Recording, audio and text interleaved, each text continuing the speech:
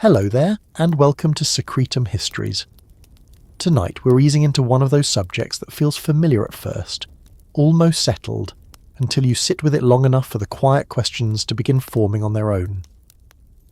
The Anunnaki are often spoken about as if their story has a clear ending, as if they arrived, acted, and then simply disappeared, leaving behind silence and mystery in equal measure. But the Sumerian texts themselves tell a different kind of story. Not one of sudden, vanishing or dramatic departure, but something slower, subtler, and far more revealing if we allow the clay tablets to speak in their own measured way. Before we continue, take a moment to settle in. If you find this kind of exploration calming, thoughtful, or simply a good companion for the night, you're welcome to like the video or subscribe, but only if it feels right for you. Let me know where you're listening from and what time it is for you right now. It's always grounding to remember that these ancient stories are being revisited by people across the world in many different moments of the day, connected quietly by the same curiosity. Now, let's begin gently. When people talk about the Anunnaki leaving, they often imagine an event, a moment, a departure scene, something dramatic enough to be remembered clearly, described plainly, and preserved without ambiguity.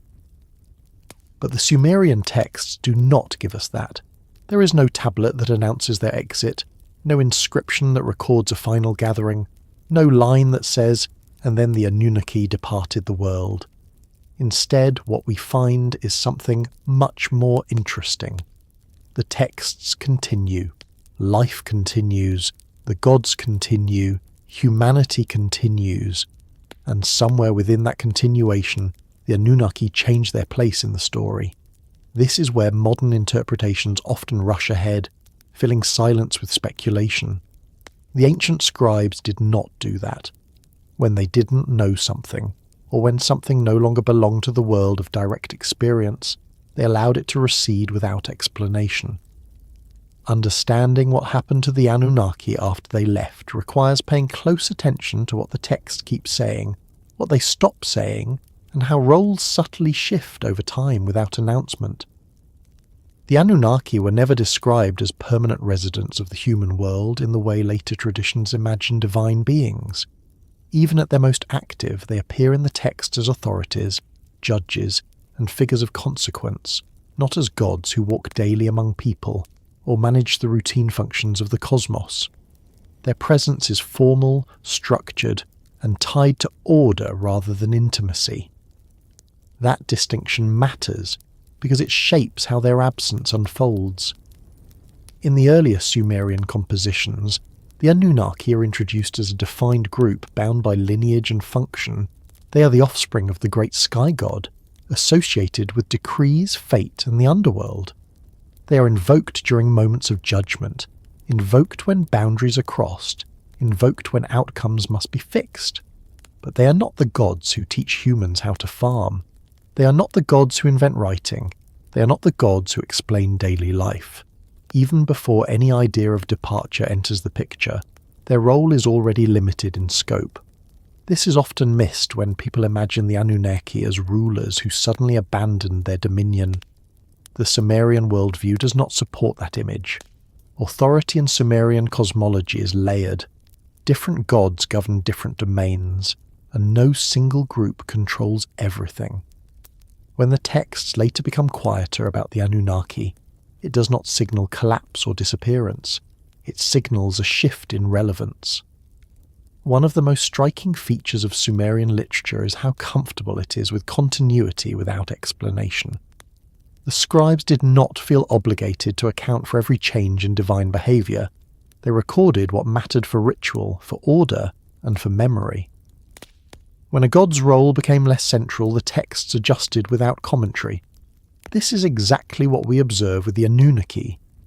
After the great structuring of the cosmos, after humanity is established in its role, after cities are assigned their patron deities, and the rhythms of civilization take hold, references to the Anunnaki become more constrained. They appear less often in narratives of action, and more often in lists, invocations, and judicial contexts. They are still present, but they no longer move the story forward. This is not because they cease to exist, and the texts never imply that. Nor is it because they were defeated, exiled, or destroyed. The Sumerians did not imagine gods fading away in that manner. Instead, divine beings recede when their function is fulfilled or stabilized. Once order no longer needs constant enforcement, those who embodied enforcement become distant. The underworld plays a crucial role here. As the living world becomes more structured and predictable, the Anunnaki's association with the realm beneath the earth grows stronger. They are increasingly described not as overseers of life, but as arbiters of death. They sit, they judge, they decree. Their domain is no longer the active shaping of the world above, but the maintenance of balance below. This transition happens without ceremony. There is no announcement of reassignment, no narrative justification. The texts simply begin to treat the underworld as their natural place. That quiet relocation tells us more than any dramatic story could. It suggests that the Anunnaki did not leave in the sense of travelling elsewhere, but in the sense of withdrawing from visibility. The Sumerians understood presence differently than we do. To be present did not require physical proximity. A god could be active without being seen, authoritative without intervening, real without being encountered. When the Anunnaki cease to appear in stories of creation, teaching, and governance, it does not mean they are gone. It means their work no longer requires narration. Later texts reinforce this interpretation. When the Anunnaki are mentioned in hymns or prayers, they are invoked collectively, often without individual names. They are referenced as a body, a council, a force that ensures fate is carried out as decreed. This abstraction is significant. Individual gods with ongoing relationships to humans retain personalities, temples, festivals, and stories. The Anunnaki become something else. They become institutional. This is where the idea of leaving becomes misleading. Nothing in the text suggests movement from one place to another. What changes is access. Humans no longer interact with the Anunnaki directly. They no longer receive instruction from them. They no longer feature in the daily concerns of cities. Instead, they remain as background authorities, invoked when necessary, respected from a distance. Silence, in this context, is not absence. It is completion. The scribes who copied these texts were not unaware of what they were doing. They preserved lineages, lists, and titles with great care. If the Anunnaki had been erased, replaced, or removed in some dramatic fashion, that rupture would appear somewhere in the tradition. Instead, we find continuity. The names remain, the roles remain, only the emphasis changes. This shift aligns with a broader pattern in Mesopotamian thought. As societies grow more complex, divine systems become more specialized. Early myths are crowded with powerful beings shaping reality directly.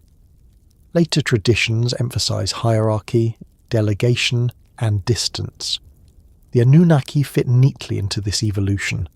They belong to an earlier phase of cosmic administration, one that no longer requires daily involvement once systems are in place. It is also worth noting what does not happen after their supposed departure. There is no chaos, no breakdown of order, no collapse of law or fate.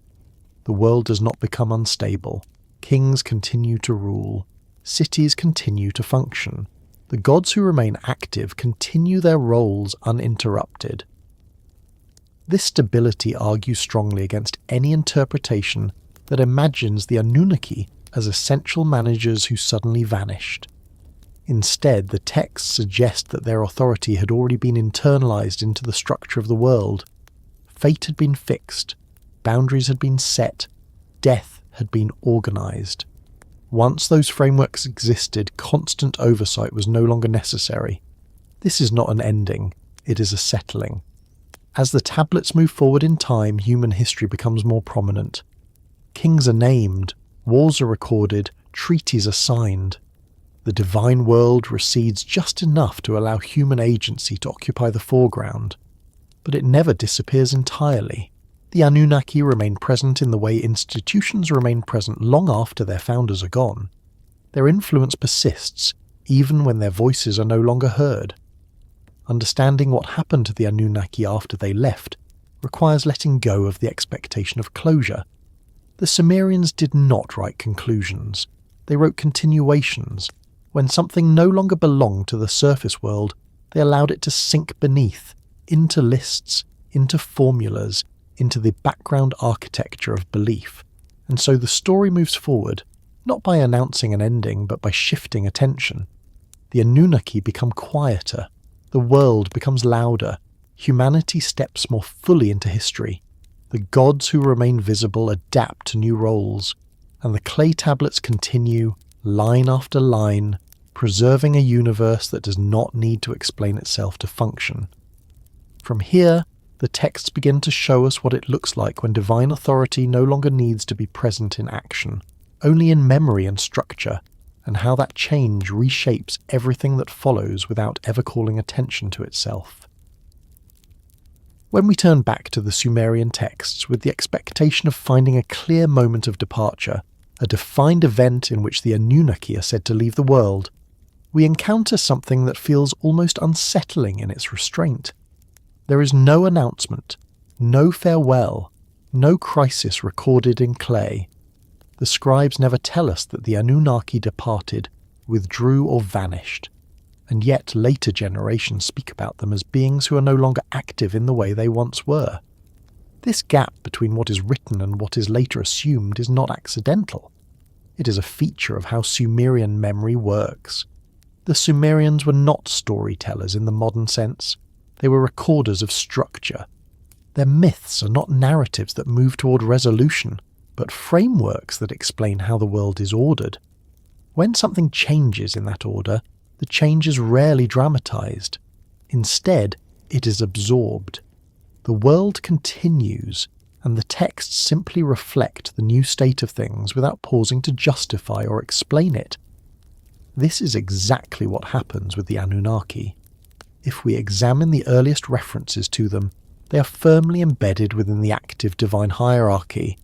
They are named, they are counted, they are associated with decrees and judgments. But even here, they are never described as arriving. There is no story of the Anunnaki entering the world.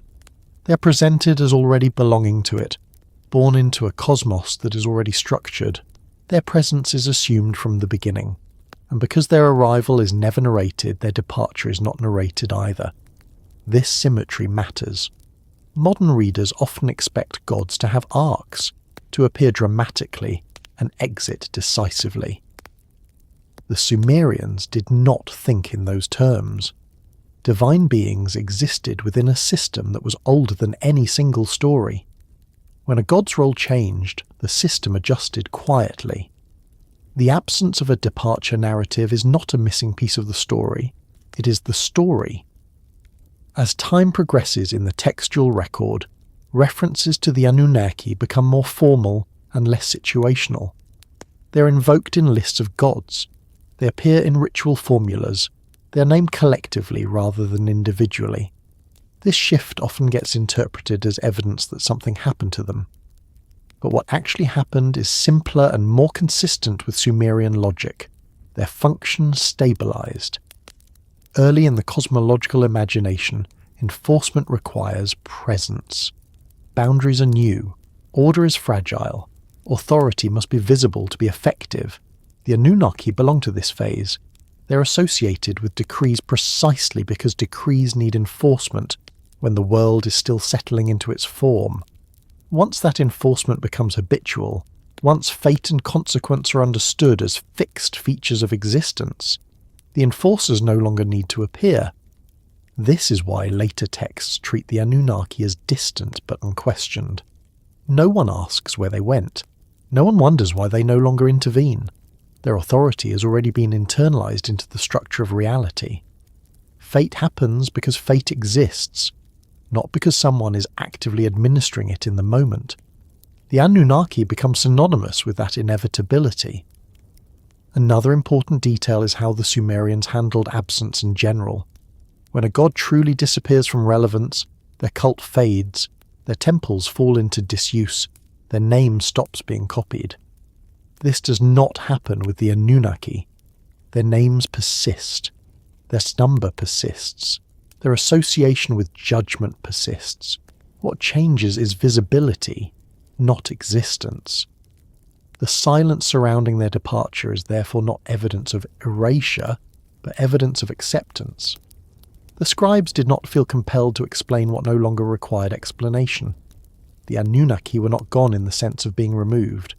They were no longer part of the visible narrative because the narrative itself had moved into a different phase.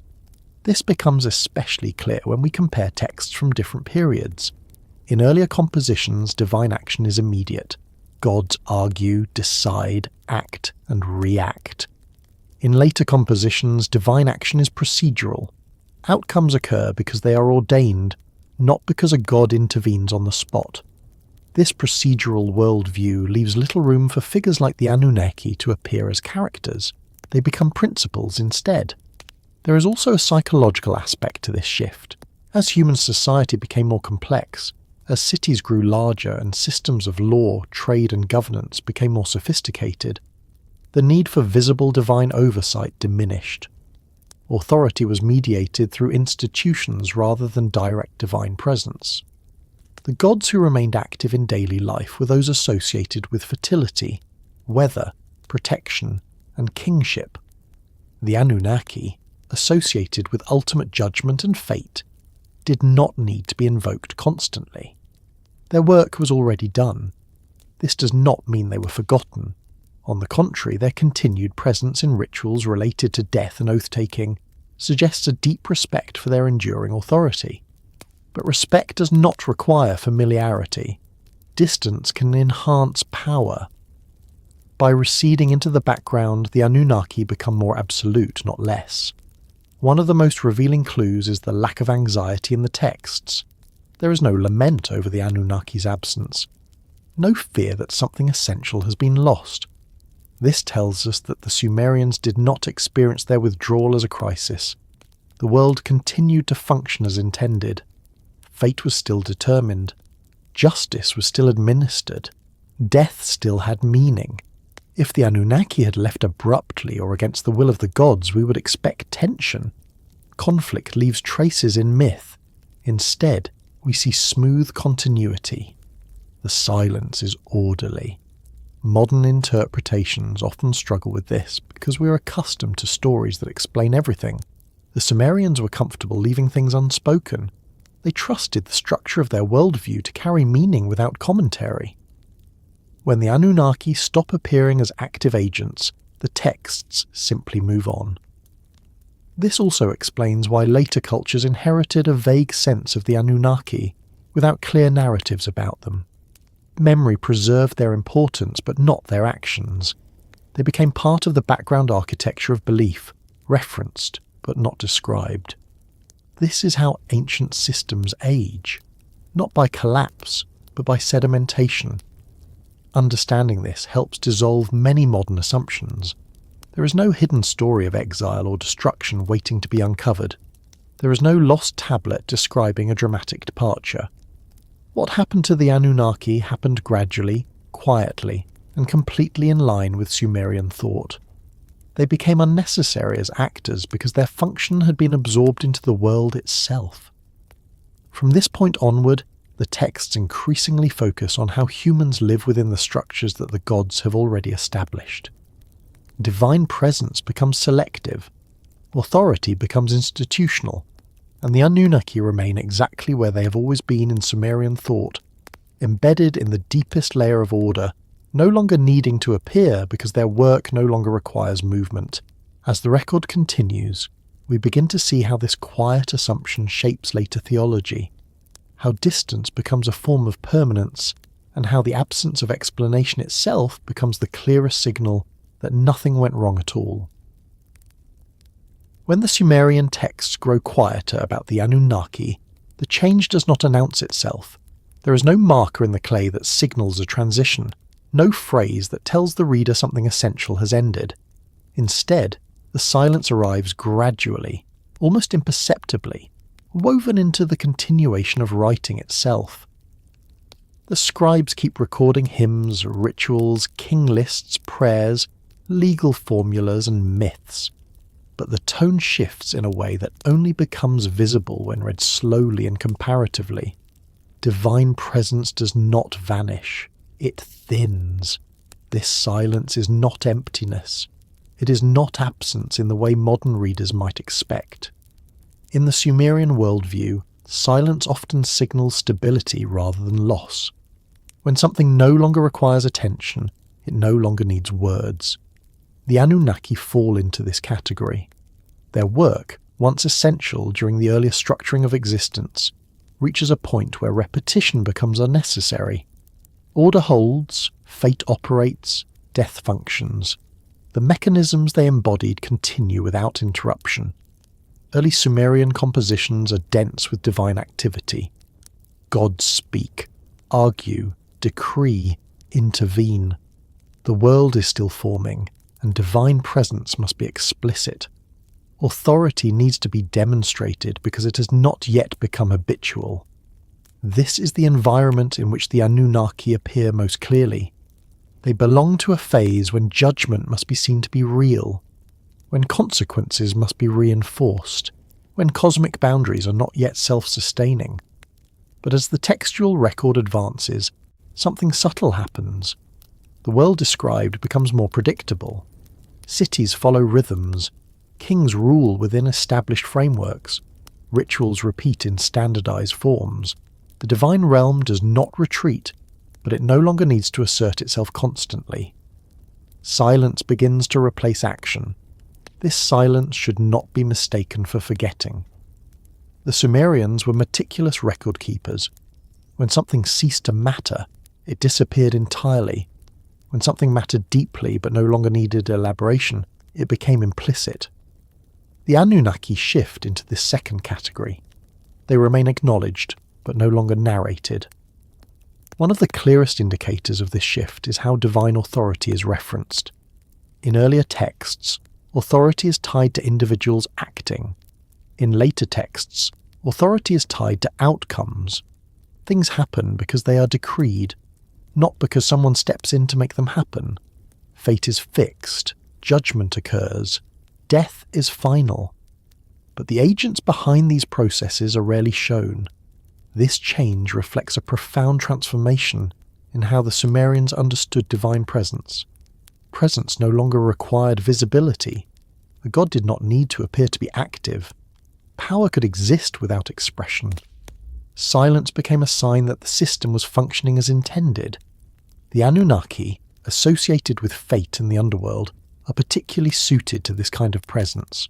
Their domain is not the living world, it is the threshold beyond it. Their authority is not demonstrated through intervention, but through inevitability. When death occurs, when destiny unfolds, their presence is assumed without being named. As a result, later texts treat them differently. They are invoked in collective terms. They are listed rather than described. Their names appear in contexts that emphasize permanence rather than activity. This is not a demotion. It is a form of elevation. By receding from narrative, they become foundational. Silence also reflects a change in human self-understanding. As society matures, humans begin to see themselves as responsible actors within a divinely structured world. The gods do not need to intervene constantly because humans now operate within established limits. Law replaces direct judgment. Custom replaces command. Memory replaces presence. The Anunnaki, once visible enforcers, become invisible guarantors. Their silence ensures continuity rather than interruption. Nothing feels broken, nothing feels unresolved.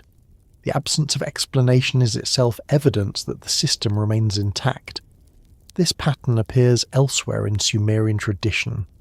Other gods undergo similar transformations. Early myths describe intense divine involvement in natural processes. Later texts assume those processes as given. Rain falls, crops grow, seasons turn. The gods responsible are not always named. Their work has become routine. Silence, in this sense, is not neglect. It is completion. What makes the Anunnaki distinct is how complete their silence becomes. Unlike gods associated with fertility or kingship, who remain tied to ongoing human concerns, the Anunnaki are associated with finality.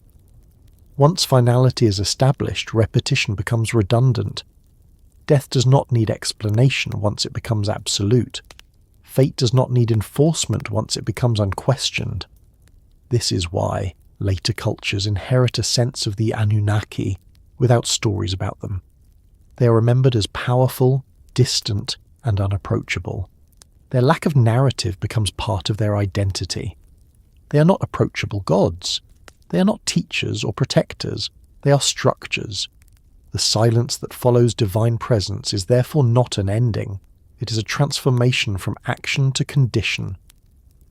The Anunnaki do not leave the world. They become the background against which the world operates.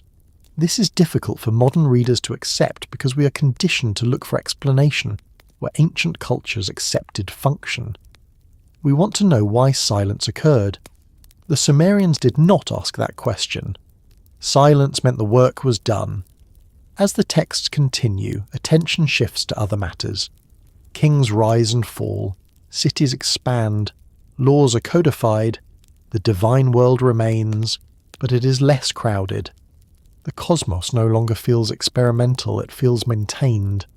The Anunnaki's silence allows other gods to take on visible roles without competition. Authority is distributed, responsibility is localized. The divine hierarchy becomes less dramatic and more administrative. This reflects the human world it mirrors. Importantly, nothing in the texts suggests regret over this silence. There is no longing for the earlier age of direct divine presence, no nostalgia for a time when gods intervened constantly. The Sumerian worldview accepts progression as natural. This acceptance tells us something essential about how they understood time. Time was not linear improvement or decline, it was layering. Earlier phases did not disappear. They sank deeper into the structure of reality. The Anunnaki occupy one of the deepest layers. Their silence is not emptiness, it is weight. As we move forward in the record, we begin to see how this silence shapes later myth, how divine distance becomes normal, and how the memory of earlier presence persists without requiring explanation. The world continues to turn, not because the Anunnaki act, but because they no longer need to. As the Sumerian textual tradition moves forward in time, one of the most revealing features is not what changes, but what does not. The tablets keep coming, the scribes keep writing, cities are named, kings are listed, hymns are copied, rituals are preserved, laws are formalized. The machinery of civilization continues to operate with remarkable consistency. And throughout all of this, the absence of explanation regarding the Anunnaki never becomes a problem that needs solving. This is deeply unfamiliar to modern readers. We are trained to expect clarification when something disappears from the foreground. We look for footnotes, revisions, or corrective narratives. The Sumerians did none of this. When the Anunnaki cease to appear as active figures, the texts do not pause to account for their withdrawal. They simply proceed, as if nothing essential has been lost. This continuation without explanation tells us something fundamental about how absence was understood. In Sumerian thought, explanation was required when order was threatened. Silence, by contrast, signaled that order was intact. If the Anunnaki had left in a way that destabilized the cosmos, the text would reflect anxiety, disruption, or repair. Instead, what we find is administrative calm. King lists continue uninterrupted. They still open with the statement that kingship descended from heaven. The theological premise remains unquestioned even as the gods associated with the earliest phases of cosmic order become less visible. This tells us that divine legitimacy has not been revoked. Authority has not been withdrawn. It has simply been embedded more deeply into the structure of the world. The scribes were not careless compilers. They were highly trained specialists operating within temple institutions that valued continuity above novelty. When a tradition changed, it changed deliberately. When something was omitted, it was omitted intentionally. The lack of commentary on the Anunnaki's reduced visibility is therefore meaningful. It reflects a consensus that nothing needed to be said. One of the clearest examples of this can be seen in how later texts reference divine authority. When oaths are sworn, when laws are enacted, when treaties are sealed, the language invokes fate, decree, and divine sanction. But the agents behind these concepts are rarely named. The Anunnaki do not need to appear because their authority has been generalized. Fate operates independently of narrative. This shift mirrors the maturation of human institutions. Early societies require visible enforcement to establish norms. Later societies rely on internalized rules. The same pattern appears in Sumerian theology. Early myths show gods actively imposing order. Later texts assume order as a given. The Anunnaki belong to the former phase. Their absence from later narratives does not indicate failure, but success. Another important detail is how scribes treated contradictions. When older traditions no longer aligned perfectly with contemporary practice, scribes often preserved both without reconciliation. They did not rewrite myths to make them consistent. They allowed layers to coexist. This layered approach explains why the Anunnaki remain present in lists and invocations, even as their stories fade. Memory is preserved without reinterpretation. The continuation of texts without explanation also reflects the Sumerian relationship to time. Time was not experienced as a linear progression toward resolution. It was cyclical, accumulative, and recursive. Earlier stages of existence did not need closure because they were not considered complete chapters. They were foundations. When the texts stop narrating the Anunnaki, they are not declaring an end. They are acknowledging that the foundational work has been absorbed into the ongoing operation of the world. This is why later compositions can reference the Anunnaki briefly, almost casually, without context. The audience was expected to understand their role without being reminded. This expectation reveals something about cultural memory. The Anunnaki were not obscure figures whose meaning had been lost. They were deeply familiar, so familiar that explanation became unnecessary. Silence in this case signals shared understanding. There is also a practical dimension to consider. Writing was labour-intensive and expensive. Clay tablets required preparation, skill, and storage. Scribal space was not wasted on redundancy. If the Anunnaki no longer needed narrative elaboration, it would have been inefficient to continue describing them. The economy of writing reinforces the economy of explanation. What replaces narrative presence is procedural reference. The Anunnaki appear where procedure matters most, in contexts related to death, judgment, and cosmic order. They are invoked as guarantors, not actors. This procedural role does not require storytelling, it requires acknowledgement. This distinction becomes clearer when we compare the treatment of other gods. Deities associated with agriculture, fertility, weather, and kingship remain narratively active because their domains are dynamic. Crops fail, storms come and go, kings rise and fall. These gods must respond, intervene, and be appeased. The Anunnaki, by contrast, preside over finality. Finality does not change. Once established, it does not require ongoing adjustment. The underworld texts illustrate this particularly well. When the realm of the dead is described, the Anunnaki are present as judges. They do not argue, they do not negotiate, they do not change outcomes. They observe, decree, and remain silent. Their silence is part of their authority. This is why later texts do not explain where they went. They did not go anywhere. Their domain is not spatial in the way human domains are. It is functional. As long as death remains inevitable and fate remains fixed, their role remains intact. The continuation of texts without explanation also prevents the rise of speculation within the tradition itself. By not narrating a departure, the scribes avoid introducing uncertainty.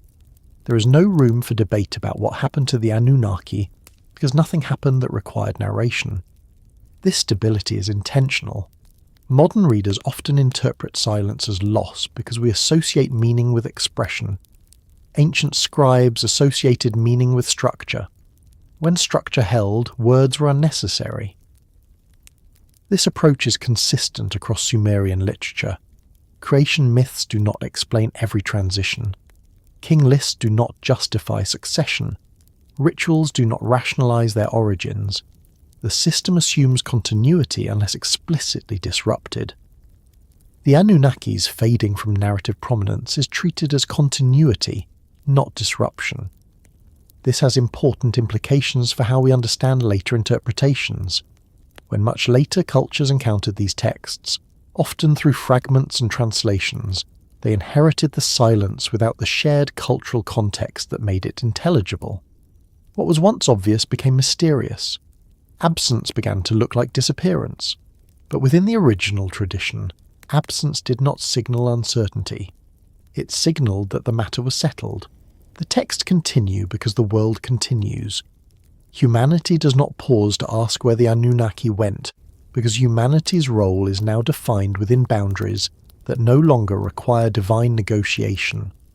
Life proceeds under established conditions. This is why a later Sumerian literature focuses more on ethics, law, and human responsibility.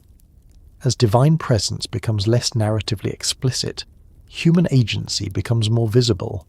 This is not secularization in the modern sense, it is delegation. The Anunnaki, having established the ultimate framework, no longer need to appear. Their authority persists precisely because it does not compete with daily life, it underlies it. The absence of explanation is therefore one of the strongest pieces of evidence against interpretations that imagine catastrophe, exile, or sudden withdrawal. Catastrophe leaves traces. Silence does not. By allowing the text to continue without comment, the Sumerians demonstrate confidence in the durability of their cosmic order. Nothing essential has been lost. Nothing needs repair. The world works. As we move further into the record, this pattern becomes even more pronounced. Divine hierarchies become more formal, roles become more specialized, and the Anunnaki remain exactly where the text placed them, not in the foreground of action, but in the deep background of inevitability, where explanation is no longer required because meaning has already been fixed.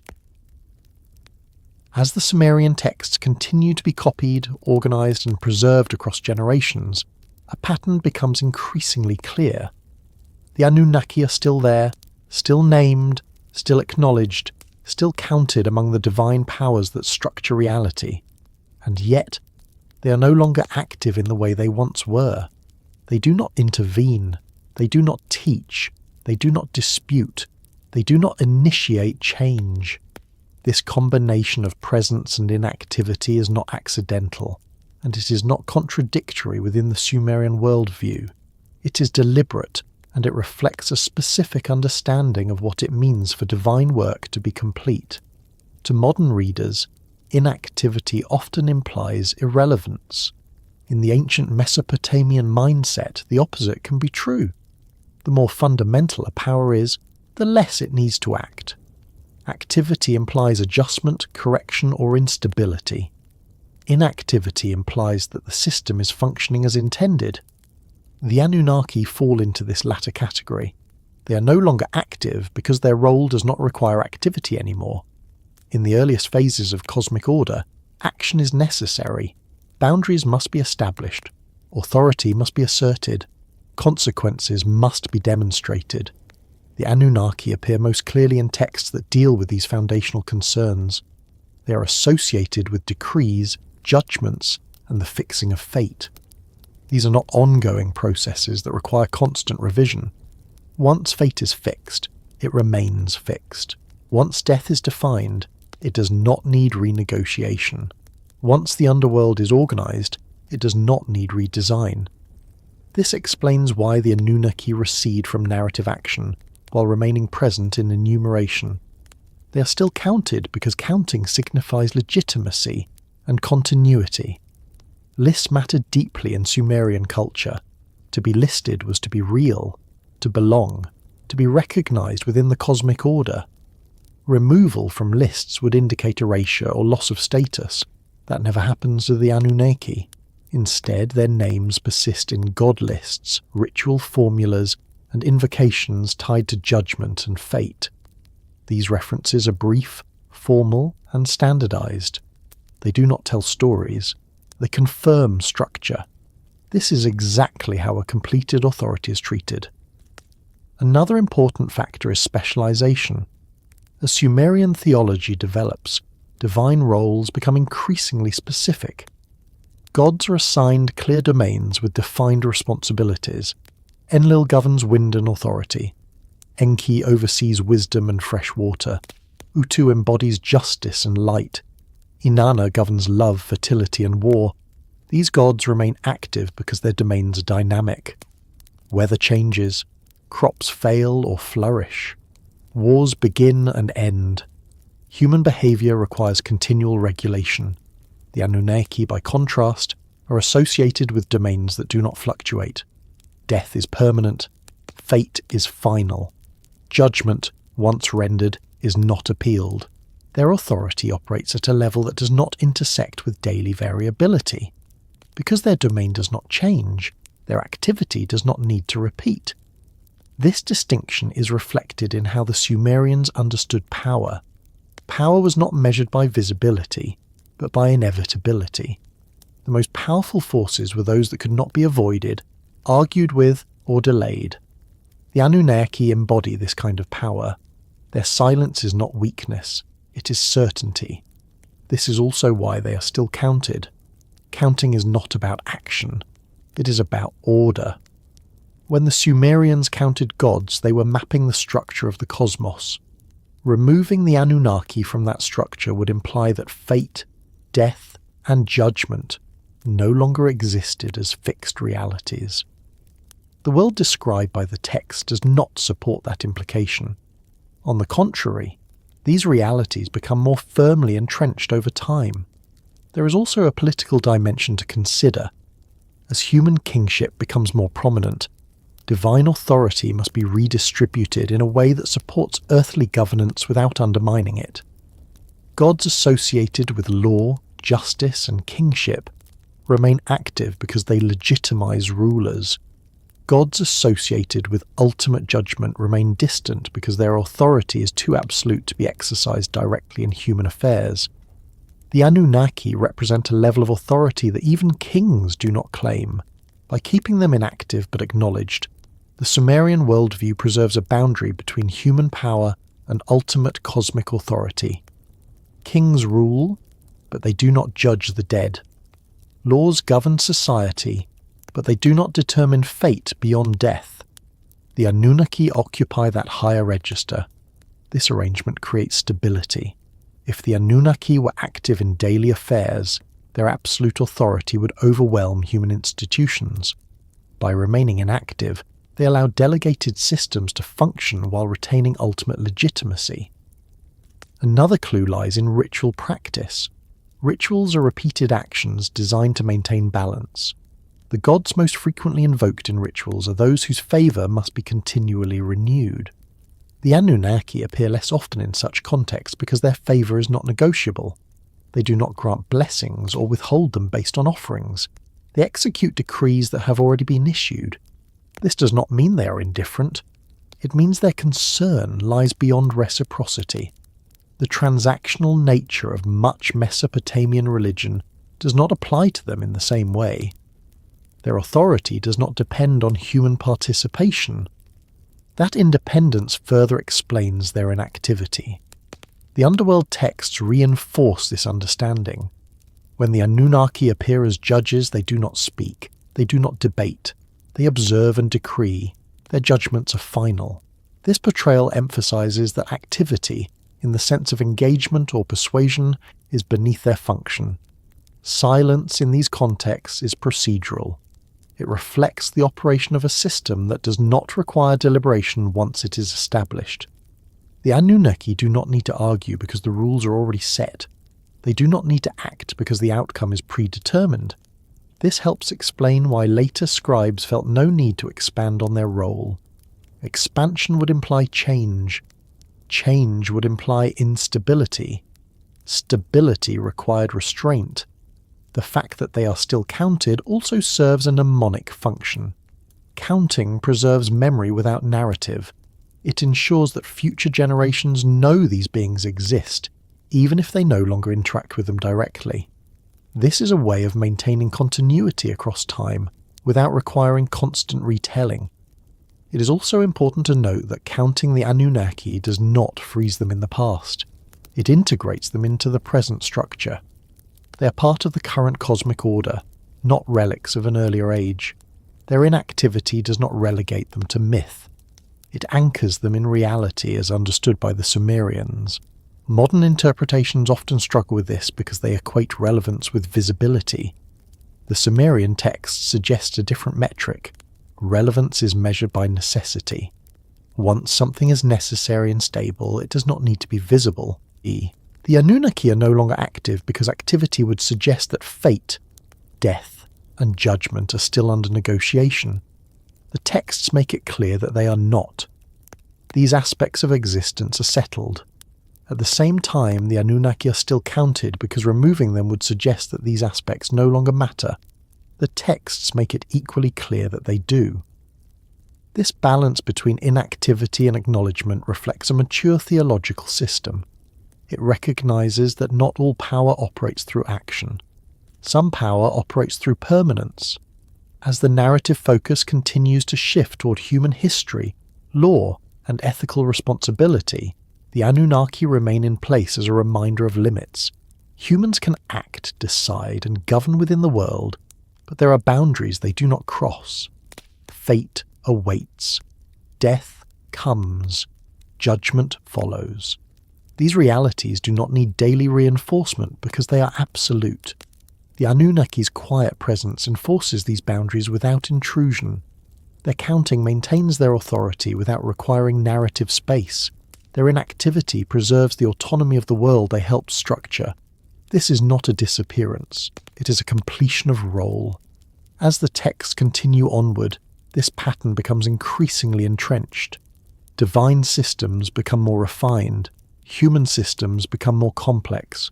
And the Anunnaki remain exactly where they need to be, counted, acknowledged, and silent, ensuring that the deepest structures of existence remain untouched as everything else moves forward around them. As the Anunnaki recede from visible action, something remarkable becomes apparent in the Sumerian record. The world does not unravel. Cities do not collapse into chaos. Laws do not lose their authority. The rhythms of life continue with an almost deliberate steadiness, as if the foundations laid earlier are now strong enough to support everything that follows. This continuity is one of the strongest indications that the withdrawal of certain divine presences was not experienced as a loss, but as a transition into stability. In many mythological traditions, the absence of God signals danger. Divine withdrawal is often associated with moral decay, cosmic imbalance, or the breakdown of order. The Sumerian texts offer a very different picture. When the gods who once acted directly become distant, the world they shaped continues to function according to the patterns already set in place. This is not accidental. It reflects a worldview in which order, once established, possesses its own momentum. The Sumerians did not imagine the cosmos as something that required constant divine correction to remain intact. They understood it as a structure, carefully assembled and then maintained through predictable processes. Divine action was essential during creation and early organization, but once boundaries were fixed, roles defined, and systems aligned, those systems could operate without constant oversight. Withdrawal, in this sense, is a sign of success. This becomes clear when we look at how later texts describe everyday reality. Agricultural cycles proceed year after year. Irrigation systems are maintained. Legal disputes are settled according to established codes. Kings rule, temples function, and rituals are performed on schedule. None of this is presented as precarious or fragile. The world feels settled. Importantly, this stability does not depend on visible divine intervention. Rain falls because it is the season for rain. Crops grow because irrigation channels are properly maintained. Justice is administered because laws exist and are enforced by human authorities operating under divine sanction. The gods remain acknowledged as the ultimate source of order, but they are no longer required to intervene directly in its operation. This shift mirrors the development of human institutions. Early communities rely heavily on personal authority and direct enforcement. Mature societies rely on systems. The Sumerian cosmos reflects this same logic. Once systems are in place, authority can be delegated. The gods who once enforced order directly can step back without undermining the structure they created. The withdrawal of the Anunnaki fits neatly into this pattern. Their primary function was not to manage daily life, but to establish ultimate limits. Once those limits were understood and accepted, constant reinforcement became unnecessary. Death would still come, fate would still unfold, judgment would still occur. None of these required daily divine presence to remain effective. What is striking is the confidence with which the texts assume this. There is no sense of vulnerability, no fear that the absence of certain gods might invite disorder. The Sumerians trusted the durability of the cosmic framework. This trust is reflected in the way texts are written. They do not hedge, they do not express doubt. They proceed as though order is self-sustaining. This confidence is also visible in the way later myths are told. When problems arise, they are local, not cosmic. A city angers a god. A king makes a mistake. A ritual is neglected. The response is specific and contained. There is no suggestion that the entire world is at risk because some gods are no longer visibly active. The foundational order remains untouched. This distinction is crucial. The gods who withdraw are those associated with ultimate structure, not with daily variability. Their absence does not create a vacuum because their domain is not one that fluctuates. The world does not need constant reminders of death or fate to function. These realities are built into existence itself. The continued order of the world also helps explain why the Sumerians did not record the withdrawal as an event. Events disrupt. This transition did not. The world before and after looks fundamentally the same in its operation. The only difference is narrative emphasis. Certain divine figures move out of the foreground, but the structure they supported remains intact. This stability allows human responsibility to expand. As divine presence becomes less intrusive, humans take on more active roles in maintaining order. Kings are expected to rule justly. Judges are expected to apply the law fairly. Priests are expected to perform rituals correctly. The gods do not hover over every decision. They trust the systems they have authorized. This trust is not blind. Divine punishment still exists. Calamities still occur when order is violated. But these responses are framed as consequences rather than interventions. The gods respond when necessary, not constantly. This reinforces the idea that withdrawal is selective, not absolute. The Anunnaki in particular represent a level of authority that does not require ongoing engagement. Their role is not to correct minor deviations, but to define the ultimate boundaries within which life operates. Once those boundaries are accepted, their presence can remain implicit. The Sumerian understanding of law illustrates this well. Laws are presented as divinely sanctioned, but they are enforced by humans. The gods do not appear in every court case. Their authority is embedded in the legal system itself. This allows society to function without constant divine arbitration. Similarly, the underworld functions without daily divine supervision. The fate of the dead is determined according to established principles. The Anunnaki preside over this realm as judges, but their judgments are final and procedural. There is no ongoing negotiation. The system works because it is fixed. This procedural worldview extends to the cosmos as a whole. The sky remains above, the earth remains below, the rivers flow, the seasons turn. These are not depicted as fragile arrangements that might collapse without divine attention. They are stable features of reality. The withdrawal of certain gods therefore signals a shift from creation to maintenance. Creation requires action. Maintenance requires consistency. The Anunnaki belong to the creative and structuring phase. Once that phase concludes, maintenance becomes the dominant mode of existence. This is why later texts focus more on human affairs and less on cosmic drama. The drama has already played out. What remains is living within the established order. The gods who remain visible are those whose domains interact directly with human activity. The gods who withdraw are those whose work is already complete. The absence of disorder following divine withdrawal also challenges modern assumptions about ancient belief systems. It suggests that the Sumerians did not view their gods as micromanagers. They understood divine authority as something that could be institutionalized, embedded into the fabric of reality. This understanding allows for continuity across generations. Each generation inherits a world that works. They do not need to recreate order from scratch. They live within it. The gods who establish that order are honored, remembered, and acknowledged, but they do not need to intervene constantly. The Anunnaki's withdrawal therefore marks the moment when the world becomes self-sustaining in a theological sense. Not independent of the gods, but stable under their established authority. This distinction is subtle but essential.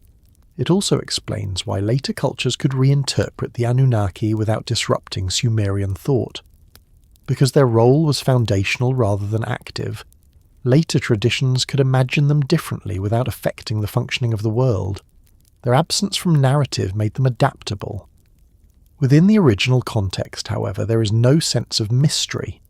The world works because it was designed to work. The gods who designed it no longer need to intervene. This is not abandonment. It is completion.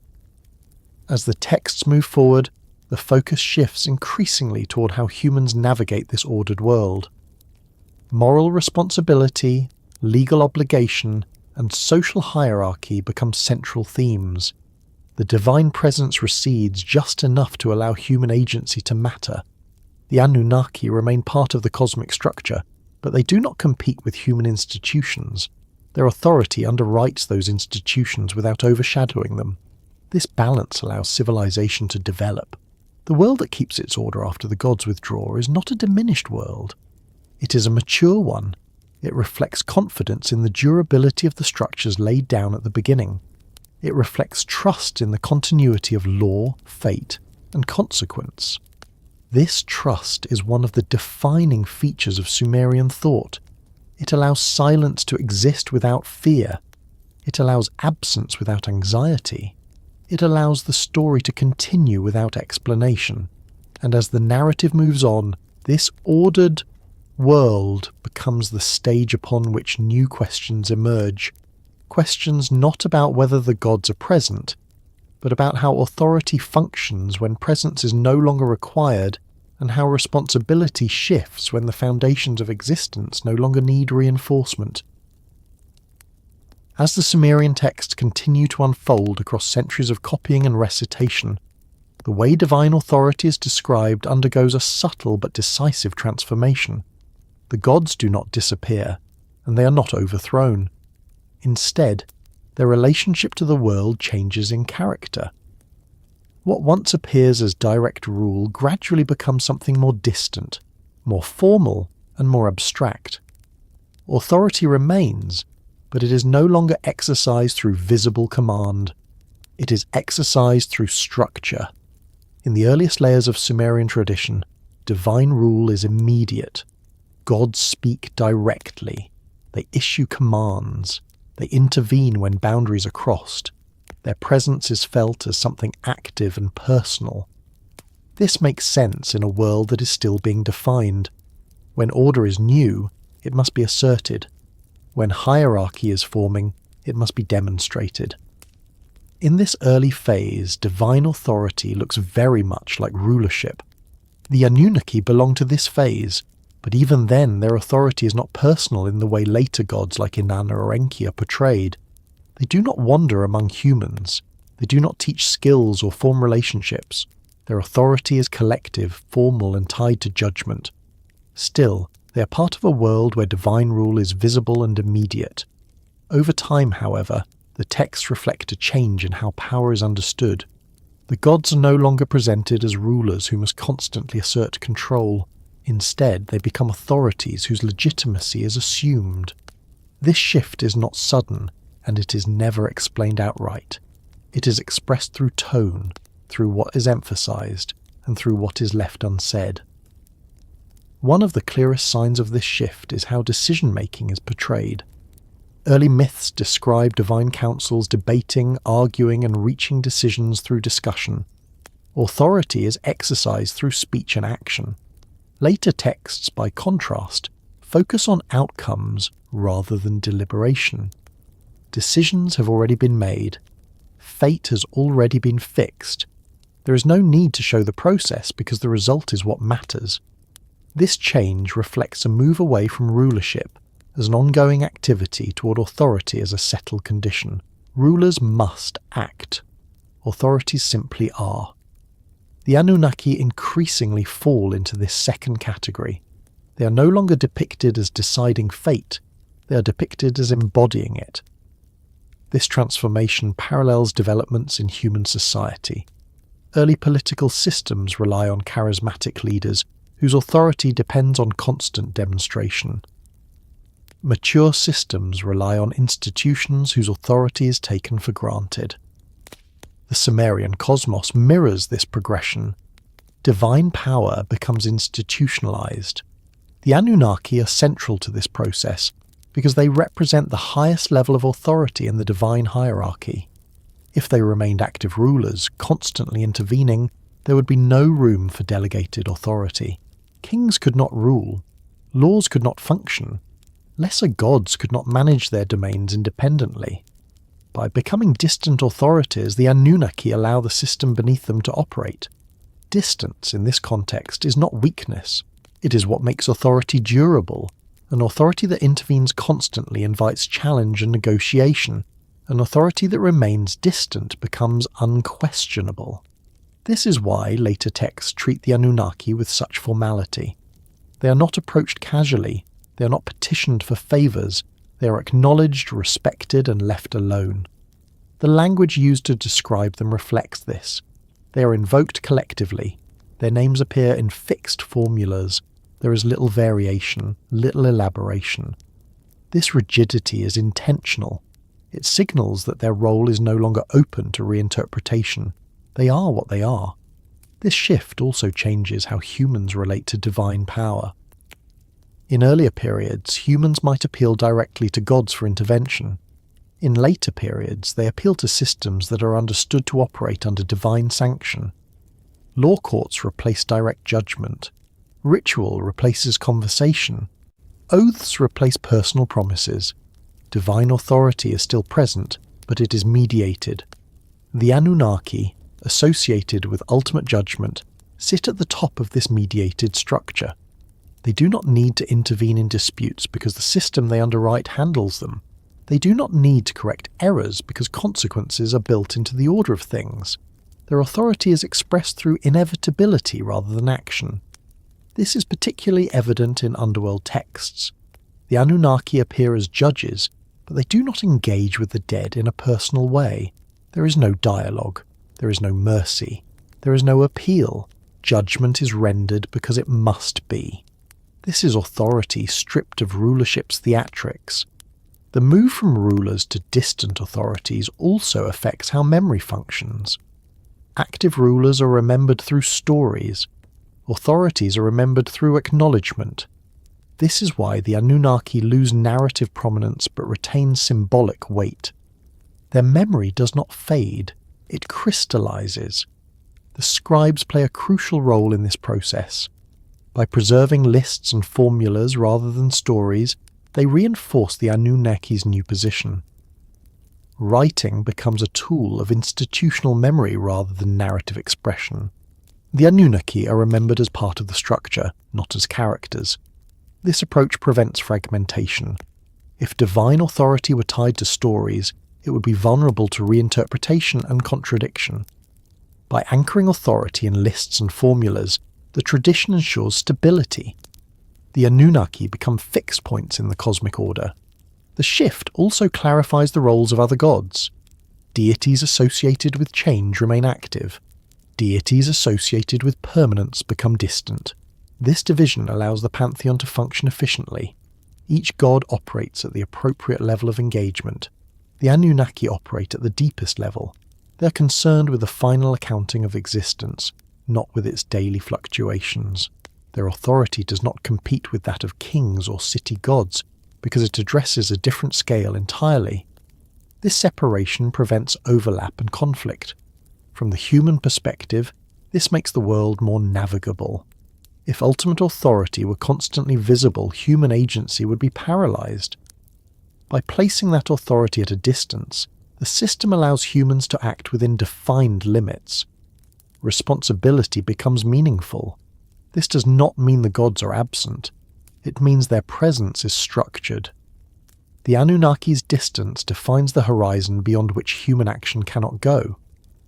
Within that horizon, humans are free to build, govern, and decide. The texts reflect this confidence. There is no fear that distant gods will abandon the world. Distance is not abandonment. It is a sign that the world no longer needs constant correction. This perspective also helps explain why later cultures struggled to interpret the Anunnaki. Distance invites speculation when context is lost. What was once understood as institutional authority becomes mysterious absence. But within the original framework, the meaning was clear. The Anunnaki did not stop ruling because they were defeated or removed. They stopped ruling because ruling was no longer required. Authority replaced governance. This distinction is subtle but crucial.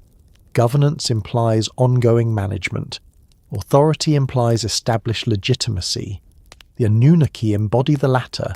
As the Sumerian tradition matures, this model becomes increasingly dominant. Divine power is layered. Visible gods manage the surface. Invisible authorities anchor the depths. The world functions because each layer performs its role without interference. This layered model also reinforces continuity across time. Even as political systems change, even as cities rise and fall, the deepest layer remains untouched. The Anunnaki provide that unchanging foundation.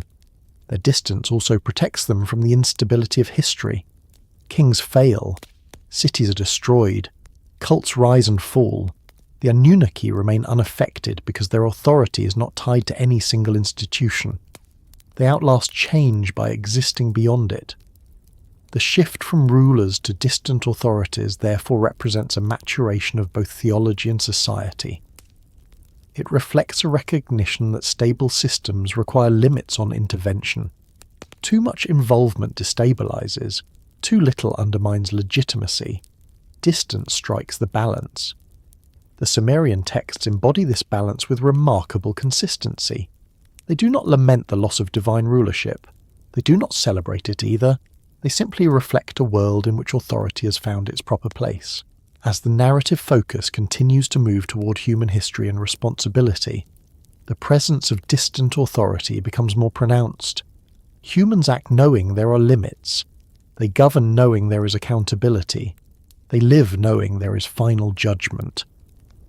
The Anunnaki's distance makes these realities unavoidable without being oppressive.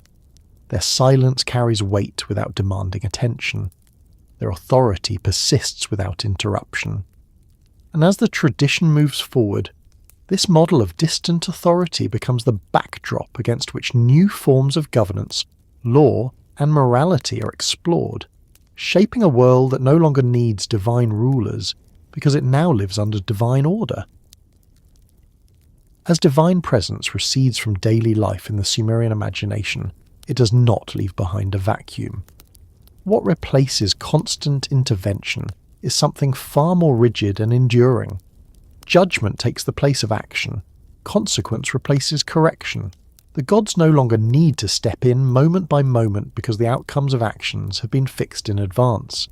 This transition marks one of the most important developments in Sumerian thought, and it reshapes how responsibility, fate, and authority are understood. In the earliest myths, divine involvement is frequent and direct. Gods respond quickly to disturbances. They intervene when boundaries are crossed. They argue, negotiate, and occasionally reverse decisions. This reflects a world that is still being calibrated. Nothing is fully settled. Order exists, but it is fragile. Intervention is necessary because the system has not yet learned to operate on its own. As time progresses in the texts, this need diminishes. The cosmos becomes procedural. Instead of gods correcting behavior as it occurs, behavior carries consequences that unfold automatically. This shift does not remove divine authority. It embeds it into the structure of reality itself. Judgment in this context is not an event. It is a condition. Actions do not need to be reviewed constantly, because their outcomes are already determined by fixed principles. The role of the divine is no longer to interfere, but to ensure that these principles remain unaltered. The Anunnaki are central to this transition. Their association with judgment is not incidental. They embody the idea that some aspects of existence are no longer negotiable. Once fate is assigned, it unfolds without appeal. Once death occurs, it cannot be undone. Once judgment is rendered, it stands. This does not mean that divine compassion disappears. It means that compassion operates within boundaries rather than overriding them. Gods like Enki still intervene in exceptional circumstances, but these interventions become rare and strategic rather than constant. They work around the system, not against it. Daily life, meanwhile, becomes governed by predictable outcomes. A farmer who neglects irrigation suffers crop failure. A king who rules unjustly faces rebellion or divine disfavour. A city that neglects ritual risks calamity. These consequences do not require direct divine punishment every time. They are built into the order of things. Judgment replaces intervention because intervention implies flexibility. Judgment implies finality. The Sumerians increasingly favour finality over flexibility as their worldview matures. This reflects a desire for stability in both cosmic and social terms. One of the clearest places where this is visible is in the legal tradition. Early myths present justice as something gods administer personally. Later texts present justice as something humans administer under divine authority. Laws are written, penalties are fixed. Courts function without divine presence. The gods do not appear in every dispute. Their authority is assumed. This does not weaken divine power, it strengthens it. A law that requires constant enforcement by its author is weak. A law that enforces itself through accepted norms is strong. The Sumerians understood this instinctively. Divine judgment becomes more powerful as it becomes less visible. The Anunnaki's role as judges of the dead reinforces this principle. In the underworld there is no intervention. There is no negotiation. The soul arrives, judgment is rendered, and the outcome is fixed. This stark finality contrasts sharply with the fluidity of earlier myths, where gods might argue over outcomes or reverse decisions. This contrast is intentional. Life becomes the realm of action and choice. Death becomes the realm of consequence. The gods associated with judgment move out of the living world because their authority belongs to the realm where action has ended. This separation clarifies responsibility. Humans are no longer passive recipients of divine management. They act knowing that outcomes will follow inevitably. This makes ethical behaviour meaningful. If gods intervened constantly to correct mistakes, choice would lose significance. Judgment replacing intervention also reshapes how misfortune is understood. Disasters are no longer always interpreted as immediate divine punishment. They are often framed as consequences of imbalance, neglect, or accumulated error. This allows for a more nuanced understanding of causality. The gods remain responsible for the structure of the world, but humans become responsible for navigating it correctly. This division of labour stabilises both realms. It is important to note that judgment does not imply cruelty. It implies consistency. A world governed by judgment is predictable. Predictability allows planning, governance, and culture to develop. A world governed by constant intervention is chaotic, even if well-intentioned. The Anunnaki, by embodying judgment rather than action, provide the foundation for this predictability. Their silence ensures that outcomes are not subject to whim. Their distance ensures that rules are not bent casually. This is why later texts invoke them in contexts of oath-taking and fate. When someone swears an oath, they are not asking for intervention. They are invoking judgment. They are placing themselves under an authority that will act if the oath is broken, without needing to be summoned. Judgment, once invoked, operates independently. This independence is essential for social trust. People obey laws not because gods are watching every moment, but because consequences are unavoidable. This worldview also limits divine responsibility for human suffering.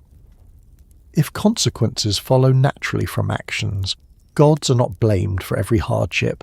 This does not absolve them entirely, but it reduces the expectation of constant divine correction.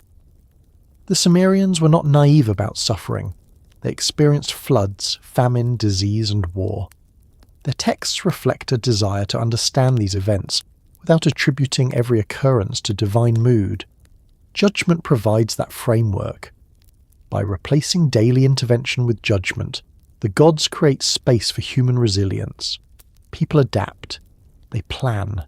They learn from consequences. Civilization becomes possible because the world behaves consistently.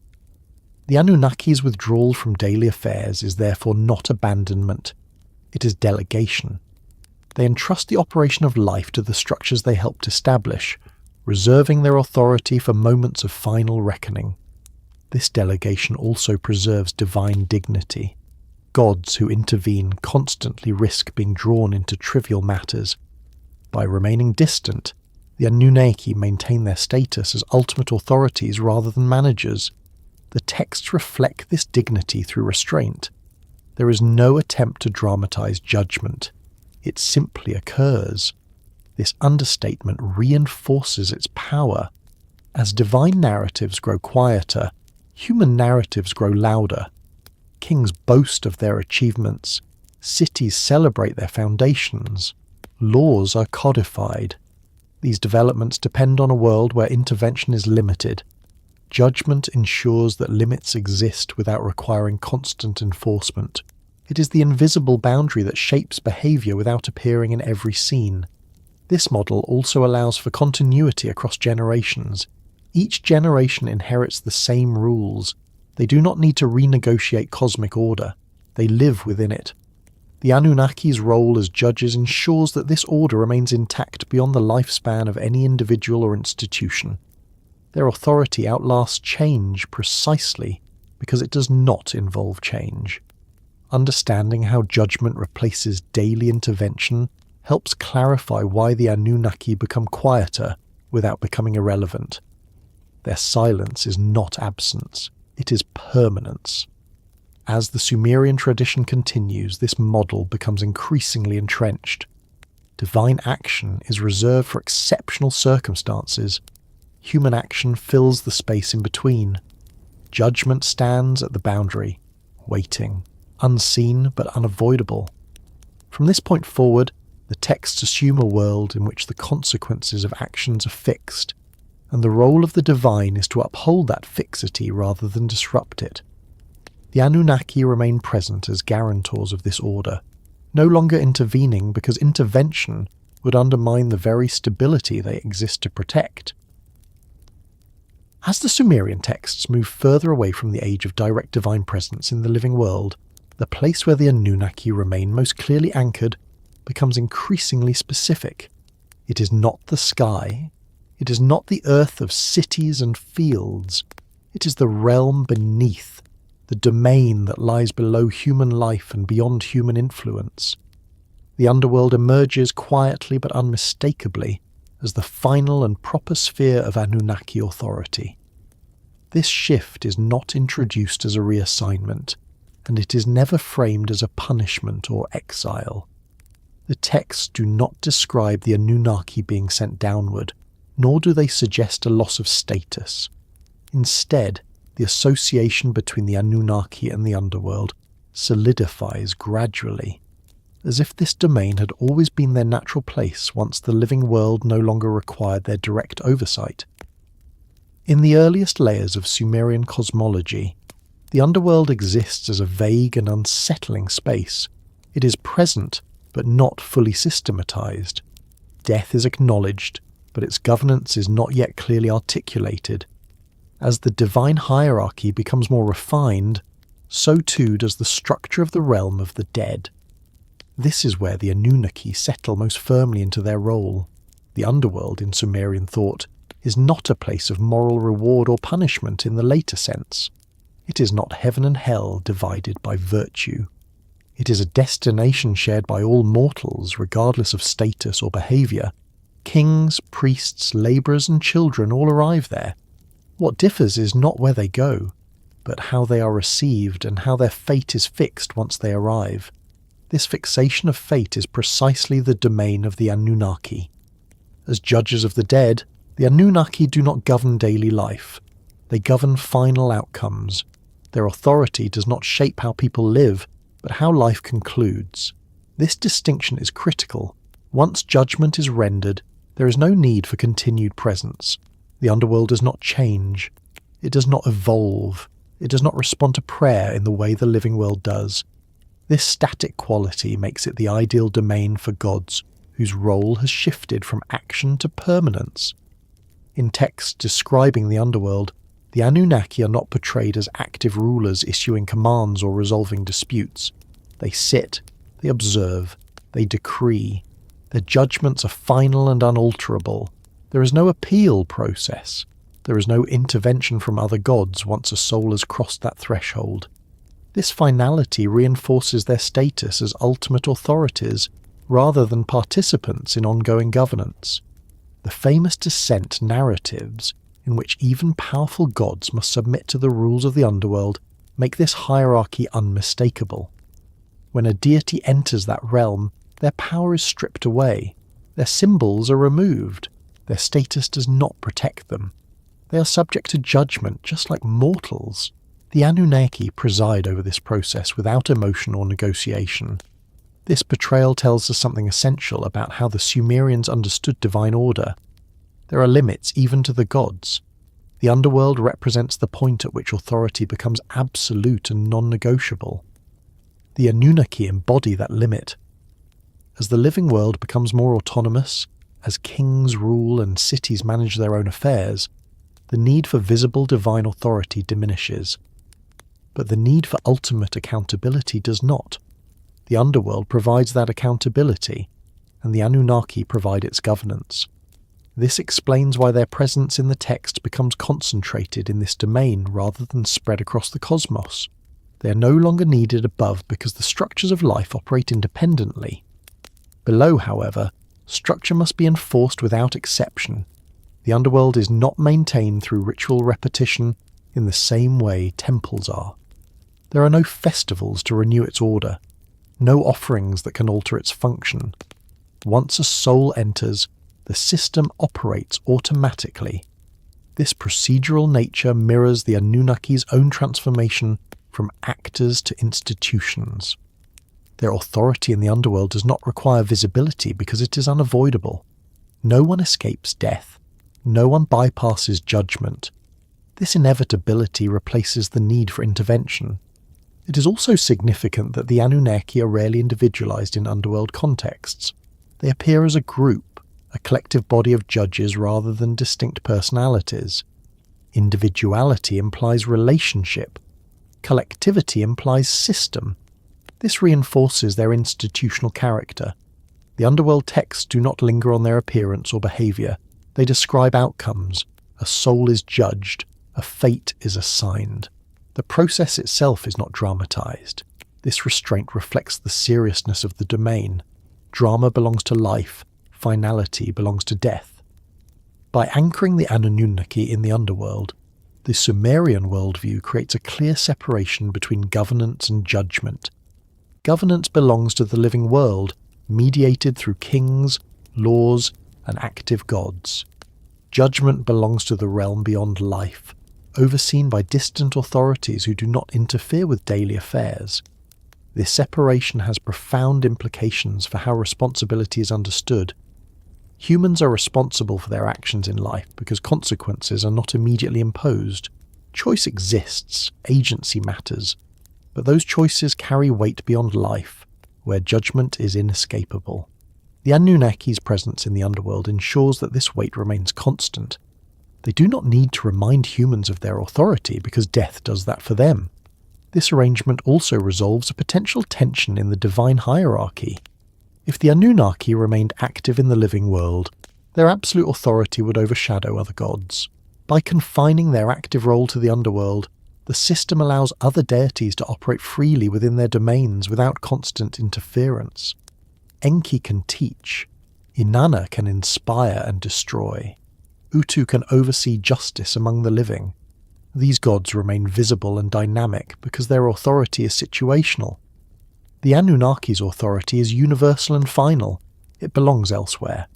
The underworld therefore becomes not a place of divine decline, but a place of divine concentration. It is where authority is most pure, least diluted by circumstance or negotiation. The Anunnaki's silence there is not absence, it is function.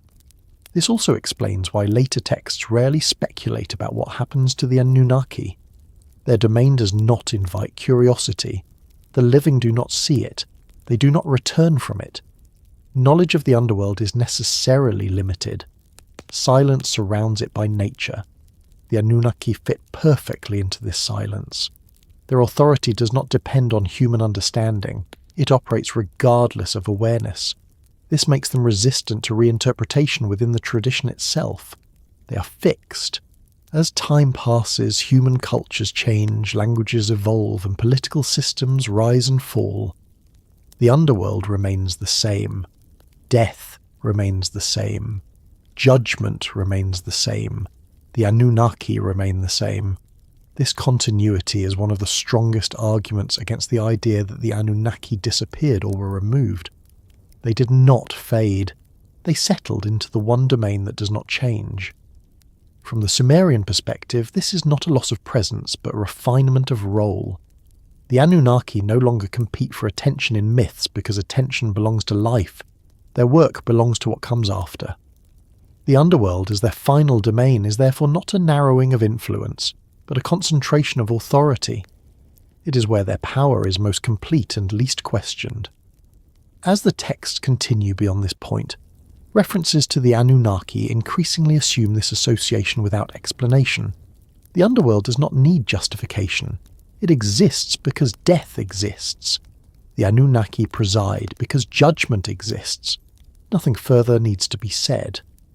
And as the narrative moves forward, the focus shifts even more strongly toward how fate operates once judgment has replaced intervention.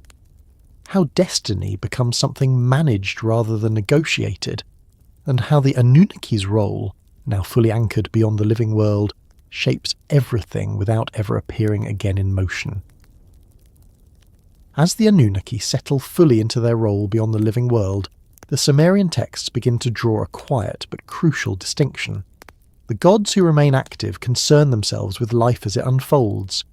The Anunnaki concern themselves with what life ultimately becomes. They do not guide growth, success, or failure in real time. They manage fate, not life itself. This distinction reshapes the entire divine-human relationship and explains why their presence feels distant yet unavoidable. Life, in Sumerian thought, is variable. It bends, it responds. It can be influenced by effort, ritual, obedience, neglect, or chance. Fate, by contrast, is fixed. Once assigned, it does not change. The Anunnaki are tied to this second category. Their authority does not operate within the flow of daily events, but outside it, at the point where all movement stops and outcomes are finalized. This is why their silence increases as human history becomes more detailed. As long as life is ongoing, the Anunnaki have nothing to manage. Their domain begins where agency ends. Earlier myths show gods intervening directly in human affairs. A city prospers because a god favours it. A king falls because a god withdraws support. These interventions shape life while it is still in motion. But fate operates differently. Fate does not intervene. It concludes. The Sumerians understood fate not as blind destiny, but as an administrative outcome. Deeds accumulate. Choices matter. Circumstances unfold. Then, at the end, fate is assigned. The Anunnaki preside over this assignment. They do not alter the path. They record where it leads. This administrative understanding is essential. Fate is not punishment imposed arbitrarily. It is the final accounting of a life already lived. Because of this, the Anunnaki do not need to appear while life is happening. Their authority is dormant until it is required. The underworld texts reinforce this logic. Souls arrive carrying the weight of their existence. The Anunnaki do not question how events unfolded. They do not intervene retroactively. They judge according to established principles. The outcome reflects the structure of the world, not the mood of the gods. This separation protects the integrity of both realms. Life remains a space for effort, error, and adaptation. Fate remains a space for closure. If the Anunnaki interfered in daily life, fate would lose its meaning.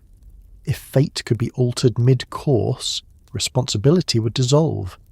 By matching fate rather than life, the Anunnaki preserve moral coherence. Humans are not controlled moment by moment. They are accountable in the end. This also explains why the Anunnaki are not portrayed as compassionate or cruel. Those qualities belong to gods who interact with the living. The Anunnaki are neutral. Neutrality is necessary for final judgment. Emotion would compromise consistency. Their neutrality does not make them indifferent. It makes them precise. The Sumerians lived in a world where uncertainty was constant. Floods could destroy harvests. Disease could strike without warning. War could erase entire cities. In such an environment, the idea that life itself was managed directly by distant authorities would have been unbearable. It would imply that suffering was intentional at every moment. Instead, the text suggests something more tolerable. Life unfolds under general divine order, influenced by many factors, including human action. Fate waits. This waiting is not passive, it is deliberate restraint. The Anunnaki's power lies in not acting prematurely. This restraint also allows other gods to function meaningfully. Enki can help. Inanna can destroy or inspire. Utu can uphold justice among the living. These gods operate within life's variability. Their interventions do not undermine fate because fate has not yet been assigned. The Anunnaki enter only when intervention is no longer possible. This division of labour creates a layered cosmos. At the surface, life moves unpredictably. Beneath it, fate waits in stillness. The Anunnaki occupy that stillness. This also explains why they are still counted but no longer described. Counting preserves their role within the system. Description would imply action. Action would imply interference. Interference would blur the boundary between life and fate. The Sumerian texts are careful not to blur that boundary. In later periods, this understanding becomes even more pronounced. Humans are encouraged to act wisely, honour the gods, and fulfill social obligations, not because the Anunnaki are watching, but because consequences are real. Fate will account for what life produces. This framework gives meaning to effort even when outcomes are uncertain. A person may suffer unjustly in life, but fate will still be assigned. The Anunnaki guarantee that existence is not meaningless, even when life feels chaotic. This guarantee does not promise reward. It promises reckoning. The absence of daily divine management is therefore not abandonment, it is trust. The gods trust the systems they established. They trust humans to act within them. The Anunnaki trust fate to do its work when the time comes. This trust stabilizes the world. It prevents constant divine interference that would undermine human responsibility. It allows history to unfold. The Anunnaki's distance ensures that fate remains distinct from fortune. Fortune fluctuates. Fate concludes. As the texts continue, this distinction becomes assumed rather than explained. Fate is something that exists. The Anunnaki manage it. Life happens elsewhere. Nothing further needs elaboration because the system is complete, and as the narrative moves forward, the focus shifts toward how fate is recorded, how memory replaces presence, and how divine authority becomes something preserved in structure rather than action, carrying the weight of the Anunnaki forward without requiring them to ever step back into the world of the living.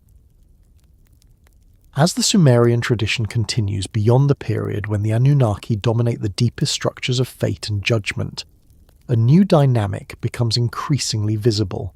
Other gods act. They intervene, decide, protect, punish, and instruct. And they do so without reference to guidance from the Anunnaki. This is not presented as rebellion, uncertainty, or fragmentation. It is presented as normal. The divine system has reached a point where authority no longer needs to flow downward, moment by moment from its highest level. In the earliest phases of cosmology, divine action is concentrated. Power is close to its source. Decisions ripple outward from primordial forces through newly formed hierarchies. But once those hierarchies are established, authority becomes distributed. The gods who remain active do not ask permission to act, and they do not consult the Anunnaki before intervening in human affairs. Their authority is already delegated. This delegation is one of the clearest signs that the Anunnaki's role has shifted permanently. They are no longer supervisors, they are guarantors. The gods who act in the world do so within limits that have already been fixed, limits that no longer require constant oversight. Later gods like Enki, Enlil, Inanna, Utu, Nana, and others operate with confidence. They make decisions. They respond to crises. They reward loyalty and punish neglect. None of these actions are framed as provisional or subject to later approval by the Anunnaki. The texts do not depict divine hesitation or uncertainty. Authority has been internalized. This is especially important because it tells us how the Sumerians understood hierarchy. Hierarchy did not mean constant control from above. It meant stable delegation. Once a god's domain was assigned, that God acted autonomously within it. The Anunnaki did not need to intervene because intervention would undermine the integrity of the system. The living world becomes the domain of gods who specialize in change. Weather shifts. Political fortunes rise and fall. Cities prosper or decline. These conditions require responsive deities. Gods like Inanna thrive in this environment because their nature is dynamic. They act decisively, sometimes unpredictably and often forcefully. Their authority does not conflict with the Anunnaki's because it operates on a different level. The Anunnaki do not manage success or failure in life. They manage outcomes beyond life. Because of this, the gods who act within life are not constrained by their presence. They do not need to ask what fate has been assigned. Fate comes later. This separation allows divine action to be meaningful without being final. A god may punish a city, but that punishment does not determine eternal fate. A god may favour a king, but that favour does not guarantee judgment beyond death. Life remains open-ended. The Sumerian texts show great care in maintaining this distinction. When gods intervene in human affairs, those interventions are reversible. Cities can be rebuilt, kings can be replaced, fortunes can change. The Anunnaki do not appear in these contexts because their authority does not accommodate reversal. This also explains why divine conflicts continue without reference to them. Gods argue. They compete for influence. They deceive one another. They suffer losses and gain advantages. These conflicts do not threaten cosmic order, because cosmic order no longer depends on their resolution. The deepest structure remains untouched. In earlier myths, divine conflict could threaten the balance of the world. In later traditions, conflict is contained. It happens within a system that can absorb disruption.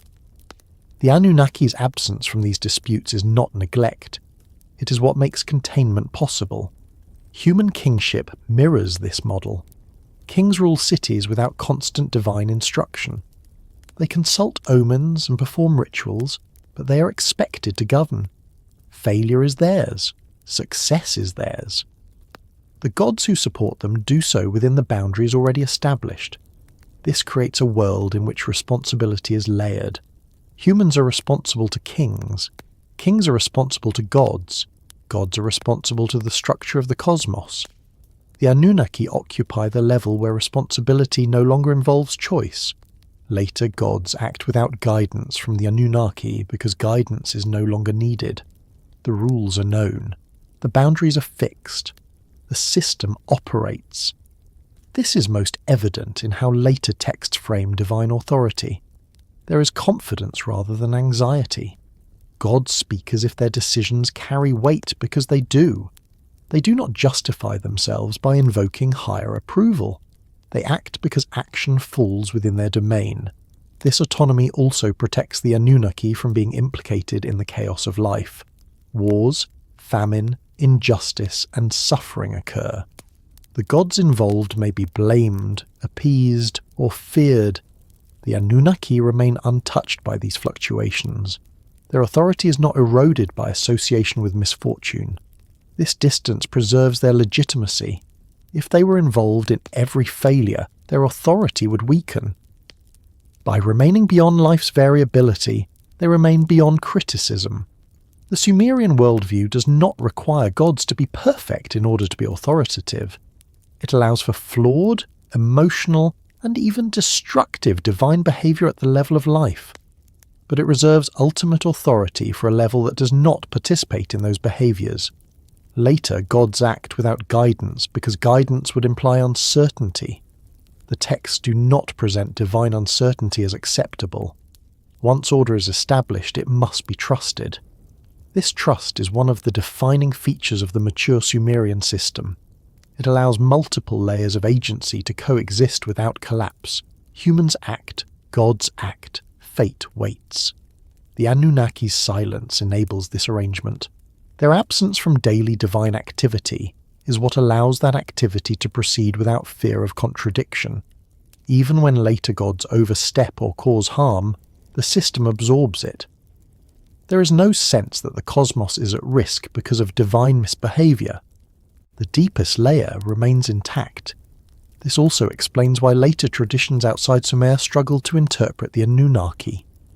Without the original context of layered authority, silence becomes mystery, distance becomes disappearance.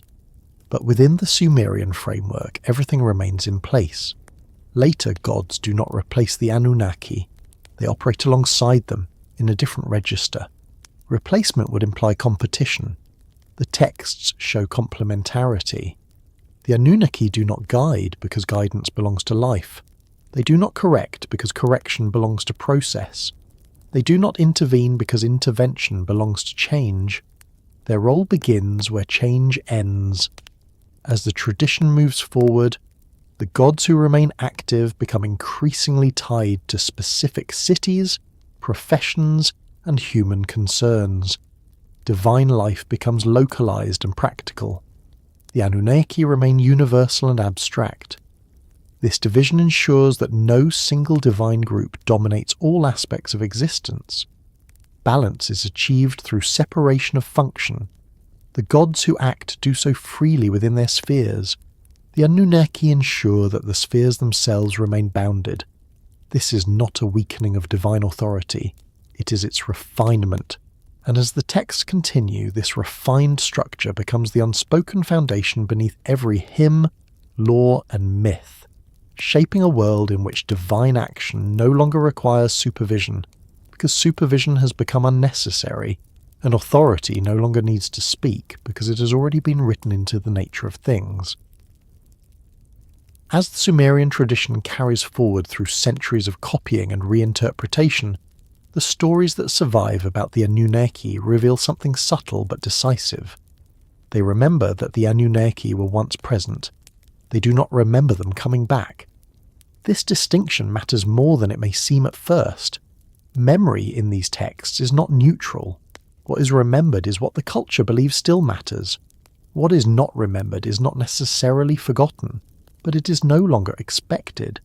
The myths do not anticipate a return. They do not look forward to renewed arrival. They do not frame the Anunnaki as absent rulers who might one day reclaim the world. Instead, they preserve the weight of earlier presence as something completed, settled, and no longer unfolding. The past remains meaningful, but it does not reopen. This is one of the clearest signals that the Anunnaki were never understood as temporary occupants of the human world. Their presence belonged to a formative phase, not a cyclical one. Once that phase concluded, the stories adjusted accordingly. Memory replaced anticipation. In many mythological systems, gods leave with the promise of return. They withdraw in anger or sleep, or travel to distant realms, and their stories retain an open horizon. There is waiting, there is expectation, there is prophecy. The Sumerian texts offer none of this for the Anunnaki.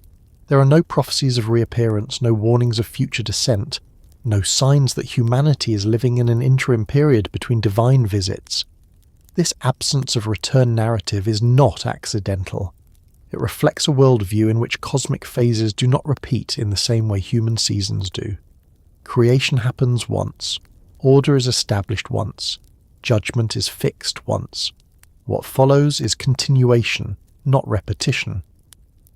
When later myths refer to the Anunnaki, they do so in ways that anchor them firmly in the past or in the timeless structure of the underworld. They are invoked as authorities that exist, not as actors who will re-enter the scene. The language is retrospective or procedural, never anticipatory. This tells us something important about how the Sumerians understood divine time. Divine time was not an endless loop of arrivals and departures. It was layered. Early phases sank beneath later ones, remaining present as foundations rather than events. The Anunnaki occupy one of those deep layers.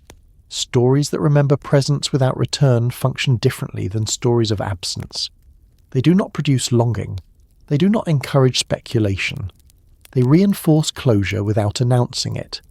The past is acknowledged, respected, and left in place. This is why myths involving the Anunnaki often feel static to modern readers.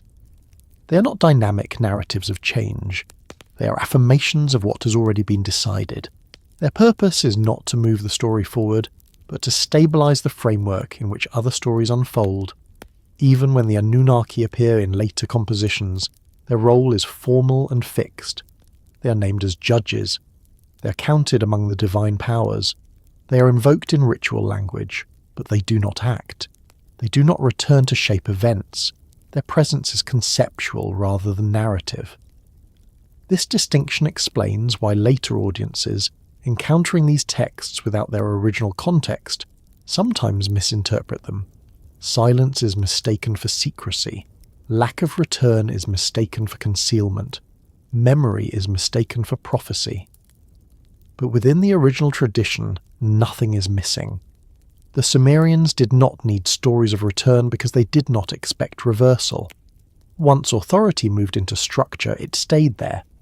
The gods who mattered for the future were those who acted within life. The gods who mattered for meaning had already completed their work. This is also reflected in how rituals function.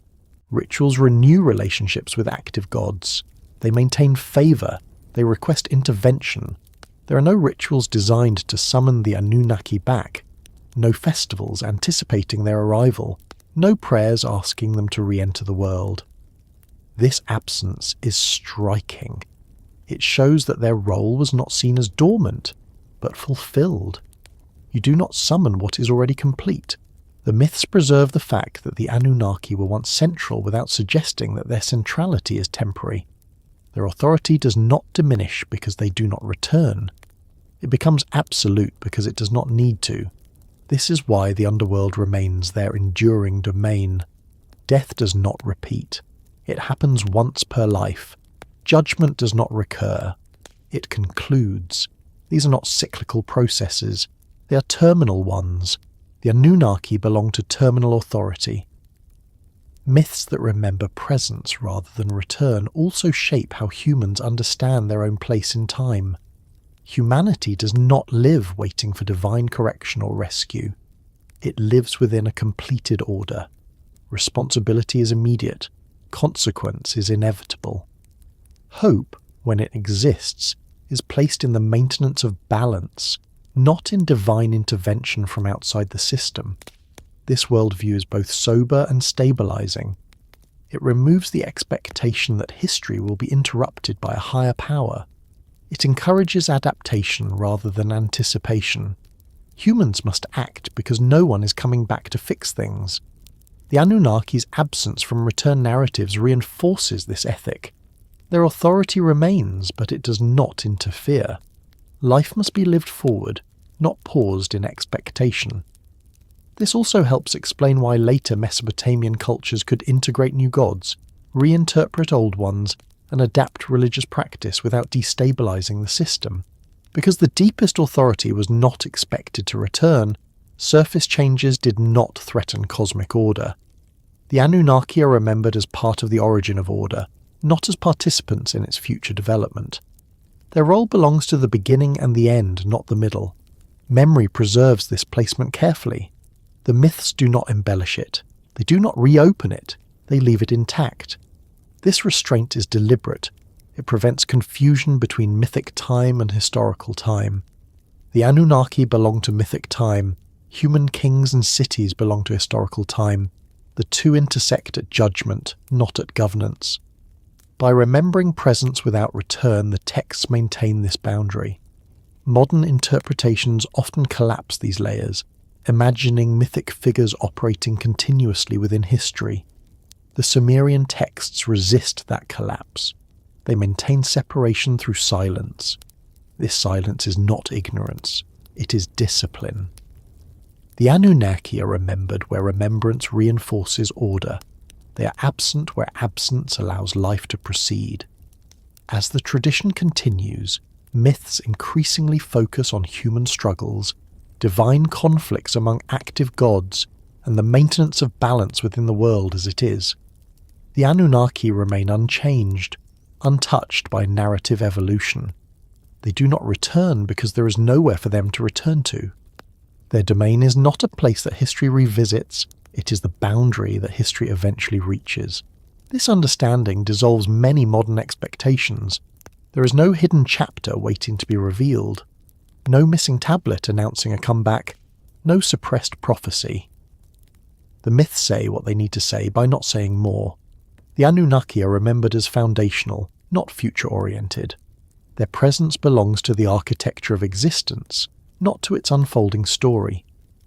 And as the texts move forward, this remembered presence continues to exert pressure without movement, shaping how destiny is understood, how silence is interpreted, and how divine authority persists without ever needing to step back into the light of narration. As we move deeper into the later layers of Sumerian writing, one of the most telling clues about what happened to the Anunnaki is not found in what the tablets describe, but in what they no longer bother to mention.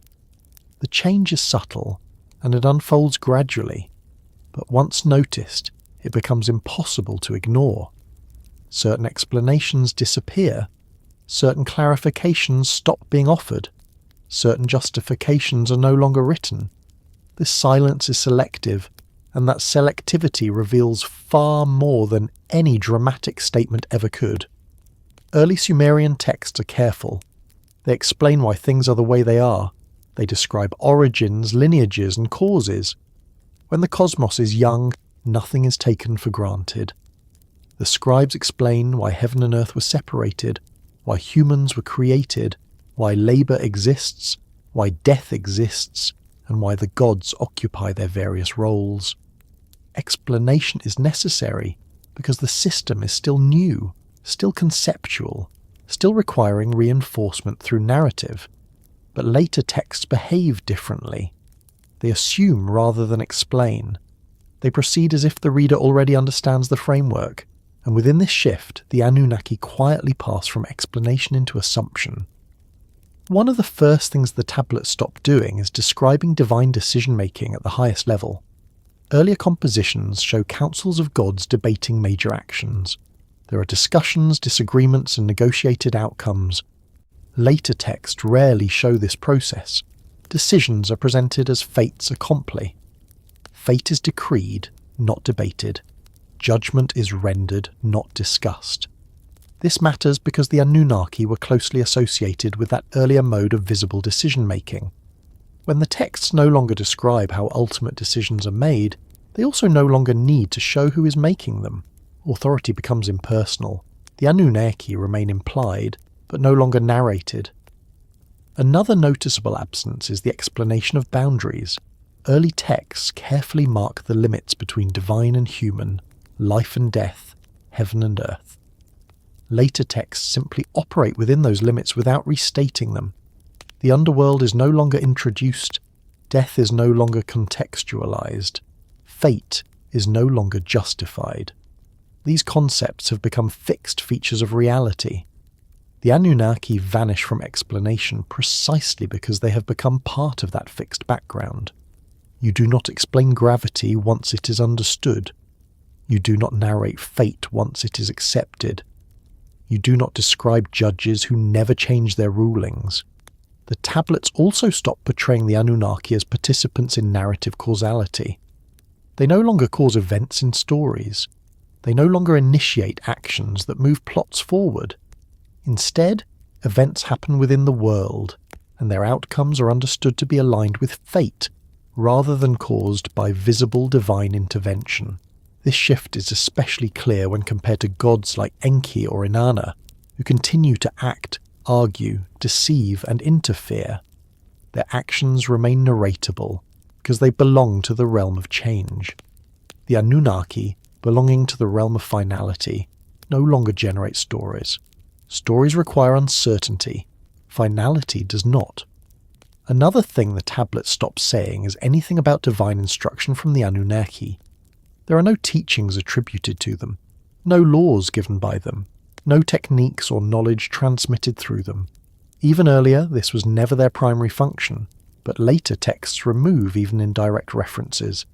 Instruction becomes the domain of other gods or human tradition.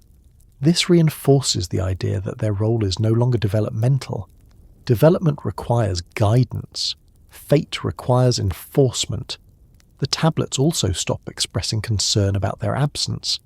There are no laments, no expressions of loss, no nostalgia for a time when the Anunnaki were more visible. This is perhaps the most revealing silence of all. Cultures mourn what they believe they have lost.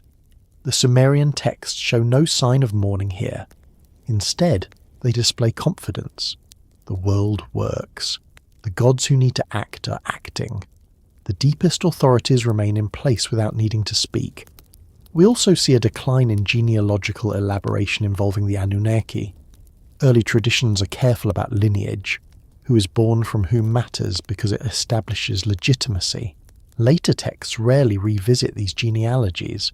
The Anunnaki's legitimacy no longer needs reinforcement. It is already embedded in the structure of reality. The tablets also stop linking natural disasters directly to the Anunnaki. Floods, famines, and plagues occur, but they are attributed to other gods or to imbalance, neglect, or accumulated failure. The Anunnaki are not invoked as active punishers. This aligns with their role as judges beyond life rather than managers within it. This absence prevents confusion. If the Anunnaki were associated with every disaster, their authority would become entangled with the randomness of life. By removing them from causal explanation, the texts preserve their neutrality. Another notable silence concerns return. As discussed earlier, the tablets never speculate about the Anunnaki coming back, but beyond that they stop even implying absence. There is no language of waiting, no sense of interruption. The narrative simply adapts to a world in which the Anunnaki are no longer part of daily explanation. This adaptation happens without disruption. Scribal tradition continues smoothly. Ritual calendars remain intact. Legal systems expand. Kingship evolves. None of this requires rethinking the Anunnaki's role. That role is already settled. What the tablets stop saying then is anything that would suggest instability at the highest level of cosmic authority. They stop dramatizing it because drama would imply change. They stop explaining it because explanation would imply doubt. This is consistent with how the Sumerians treated all fully established structures. Once something became part of the assumed order, it moved out of narrative focus. Writing shifted toward what still required negotiation, maintenance, or correction. The Anunnaki fall outside that category. They no longer require narrative energy. This silence also protects the system from reinterpretation. By not elaborating further, the tradition limits how much later generations can reshape their role. They remain fixed, abstract, and resistant to modification. This is why later cultures inherited the Anunnaki as shadowy figures rather than dynamic gods. The ambiguity is not accidental. It is the result of deliberate restraint. Modern readers often interpret this restraint as loss of information. But within the Sumerian framework, restraint is preservation. By saying less, the tablets ensure that the essential function remains untouched. The absence of explanation also reflects scribal discipline. These texts were not speculative, they were functional. They existed to preserve order, ritual accuracy, and cultural memory. Once the Anunnaki's function was no longer operational in daily life, further description would have served no purpose. This pragmatic attitude toward myth is often overlooked. Sumerian mythology was not entertainment, it was infrastructure. Infrastructure does not need storytelling once it works. The tablet stops saying where the Anunnaki are because location is no longer relevant. They stop saying what they do because their function no longer changes. They stop saying how they decide because decisions are no longer in flux. And most importantly, they stop saying that anything is missing. This final silence is the strongest indication that, from the Sumerian perspective, the Anunnaki did not disappear in any meaningful sense. They transitioned into a state where explanation itself became unnecessary. As the texts move forward beyond this point, attention increasingly turns to memory, record-keeping, and the preservation of what has already been established. The divine world becomes quieter, not because it is absent, but because it is settled. And in that settled world, the Anunnaki remain exactly where the tablets leave them, not as figures awaiting rediscovery, but as forces so deeply integrated into existence that speaking of them any further would add nothing at all. When modern readers encounter the reduced presence of the Anunnaki in later Sumerian texts, it is tempting to frame that change in dramatic terms. The instinct is to imagine removal, to assume that something decisive happened, that authority was taken away, that power was stripped, that a ruling group was displaced or eliminated. This instinct says far more about modern narrative habits than it does about Sumerian thought. The texts themselves draw a very clear, if unspoken, distinction between leaving and being removed, and everything about how the Anunnaki are treated points to the former, not the latter. Removal implies force. It implies conflict, failure, punishment, or replacement. In Sumerian literature, events of that magnitude never pass without trace. When gods are challenged, the tablets record it. When divine authority is contested, the conflict is preserved in myth. When power shifts violently, the language becomes explicit. None of this accompanies the Anunnaki's transition out of visible action. Instead, what we see is withdrawal without opposition. Leaving, in the Sumerian sense, does not mean abandoning responsibility. It means stepping back once a role has been fulfilled. This concept appears repeatedly across their worldview. Builders leave once a structure stands. Judges withdraw once a verdict is fixed. Teachers fall silent once knowledge is passed on. Silence in this framework is not loss of power, it is confirmation of completion. The Anunnaki fit this pattern precisely. There is no story of their defeat, no rival pantheon overthrowing them, no decree stripping them of authority, no myth of exile or imprisonment. These absences are not gaps in the record. They are evidence that nothing of the sort occurred. If the Anunnaki had been removed, later texts would reflect tension. Authority would need justification. New powers would need legitimization. Boundaries would be renegotiated. Instead, later texts proceed with calm assurance. Fate remains fixed, judgment remains final. The deepest structure of the cosmos remains unchanged. This continuity is incompatible with removal. Being removed also implies replacement. When one authority is taken away, another must fill the gap. But the texts never introduce a new group that assumes the Anunnaki's role. No later gods are described as taking over final judgment. No new figures are given authority over fate beyond death. The absence of replacement confirms that no vacancy was created. This is a critical point. The Sumerian cosmos does not tolerate gaps at its deepest level. Every domain has a steward. Every function has an authority. The fact that fate and judgment continue without disruption means their stewards were never displaced. Leaving, by contrast, does not create a gap. It presupposes that the system can function without constant supervision. The Anunnaki leave the foreground because the foreground no longer needs them. Their authority remains embedded in the structure they established. The texts themselves reinforce this interpretation through language. When gods are removed in Sumerian myth, the language is violent and explicit. We see binding, banishment, destruction, or reassignment imposed by force. None of this language appears in relation to the Anunnaki. Their names simply appear less often in narratives of action, and more often in formal contexts. This shift is gradual and unmarked. Gradual transitions are almost always intentional in Sumerian tradition. They indicate evolution, not crisis. Another important difference between leaving and being removed lies in memory. Removed figures are often vilified or erased, their cults decline, their names disappear from lists, their stories are reframed negatively. The Anunnaki experience none of this. They remain respected. They remain counted. They remain invoked in contexts that matter most. Respect without presence is not a sign of loss. It is a sign of transcendence. If the Anunnaki had been removed, later texts would need to explain why their authority no longer applied. Instead, their authority is assumed to be in effect even when they are not named.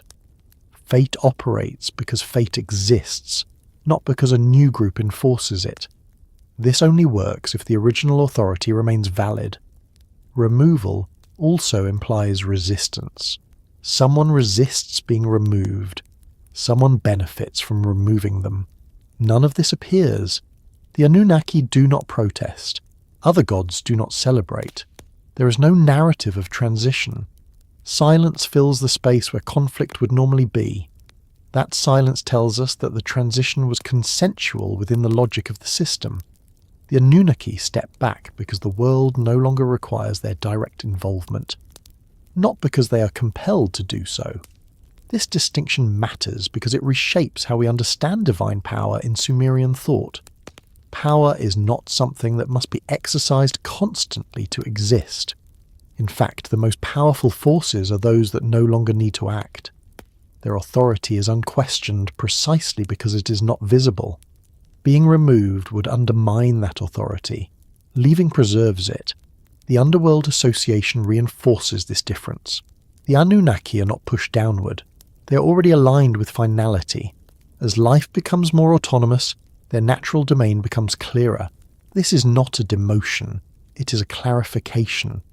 If removal had occurred, the underworld would become contested. Another authority would appear.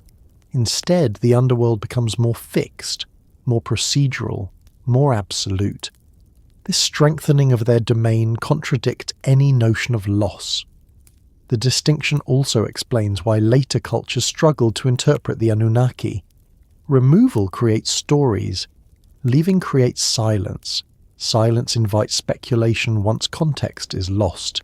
Later readers, unfamiliar with Sumerian assumptions about completion and authority, project narratives of exile or disappearance onto that silence. But the original tradition does not support those projections. The Anunnaki leave the living world in the same way a law leaves debate once it is codified. No one says the law has been removed. It has simply moved beyond argument. Its authority now operates through enforcement rather than discussion. This is why later gods act freely, without consulting them. Consultation is no longer required. The rules are known. The boundaries are fixed. The Anunnaki do not need to oversee, because oversight would imply uncertainty. Removal would suggest instability. Leaving confirms stability. This distinction also preserves the dignity of the divine system. Gods are not discarded when they outlive their narrative usefulness. They transition into forms appropriate to their function. The Anunnaki's function is ultimate. Ultimate things do not circulate in stories. They anchor them. The Sumerians understood that some forces must remain untouched by history in order for history to have meaning. If ultimate authority was subject to change, nothing would be final. The Anunnaki provide that finality. This is why the texts never frame their withdrawal as loss. There is no mourning, no anxiety, no attempt to recover what is gone. Life continues confidently within established limits. Being removed would require explanation. Leaving requires none. The scribes knew the difference. Their silence is precise, not careless. It signals that no crisis occurred, no authority collapsed, no power struggle unfolded. The transition was smooth because it was necessary. This understanding dissolves many modern misunderstandings. There is no missing chapter describing the Anunnaki's downfall. There is no suppressed tablet revealing their exile. There is no hidden war among the gods. The texts are quiet because the system worked. The Anunnaki leave the narrative space, not the cosmos.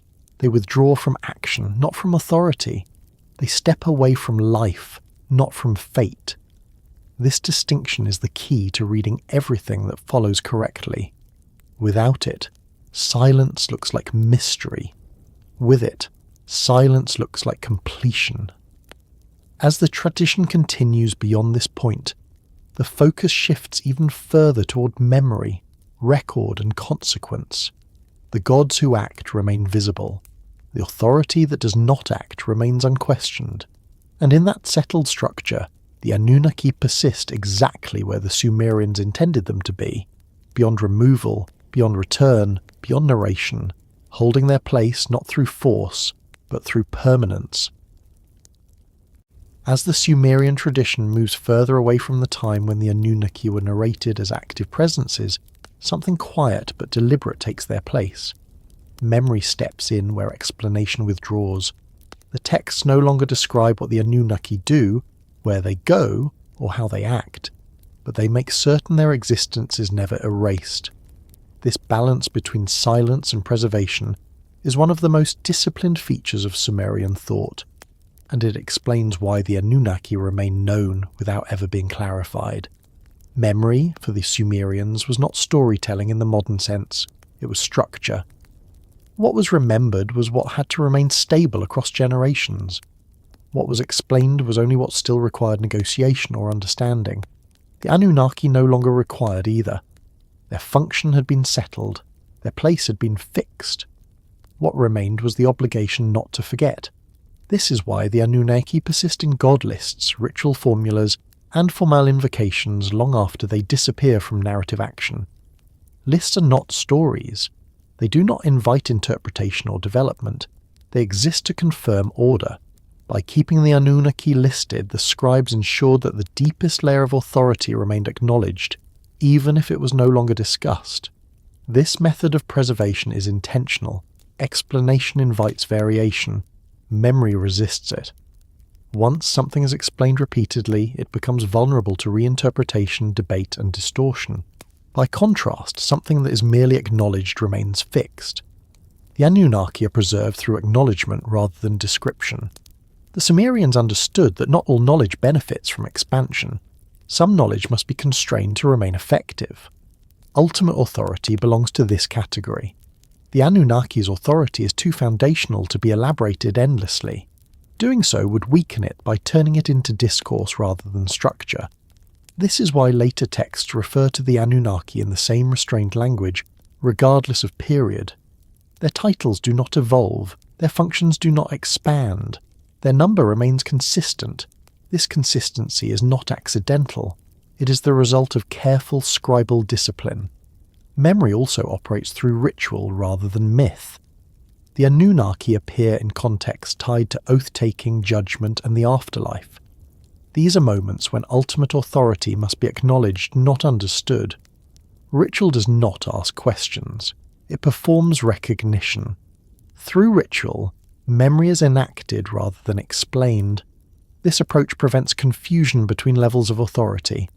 Gods who remain active are explained because their actions intersect with daily life. Gods who anchor the system are remembered because their actions are no longer visible. Explanation would blur this boundary. Memory preserves it. The Anunnaki's continued presence in formal language also serves a stabilizing function. It reminds both gods and humans that there is an authority beyond negotiation. Kings may rule, gods may intervene, but fate remains fixed. By invoking the Anunnaki without elaboration, the texts reinforce this limit without reopening it. This form of memory also protects against mythic inflation. When figures remain narratively active, they tend to accumulate new stories, attributes, and interpretations over time. The Anunnaki are largely protected from this process because their narrative has been intentionally curtailed. They remain abstract, resistant to embellishment. This resistance is visible in how little visual imagery is associated with them compared to other gods. They are rarely depicted in art. They do not have iconic attributes. This lack of imagery mirrors their lack of narrative. Both serve to keep them conceptual rather than personalized. Memory without explanation also allows for cultural continuity across disruption. As cities fall, languages change, and political systems collapse, the deepest structures of belief remain intact. Because the Anunnaki are preserved through minimal reference, they survive transitions that would erase more elaborated traditions.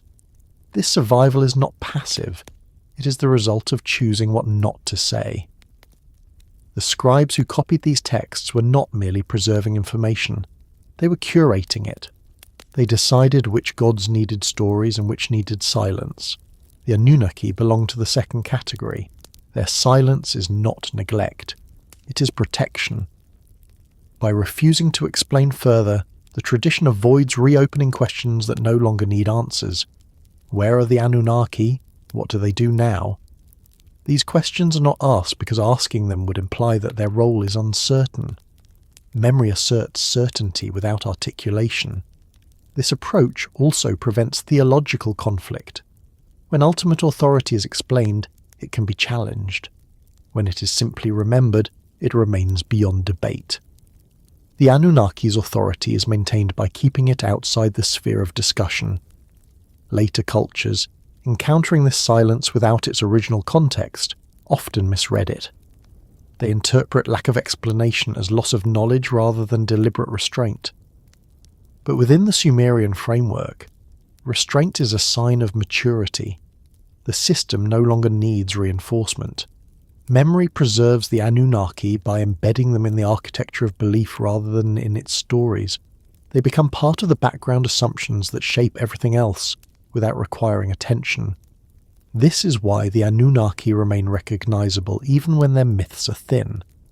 Their name carries weight precisely because it is not overused. Each reference reminds the reader that something ultimate exists beyond the visible world. Memory also operates through repetition of absence. By consistently not explaining the Anunnaki, the texts train the audience not to expect explanation. Silence becomes part of understanding.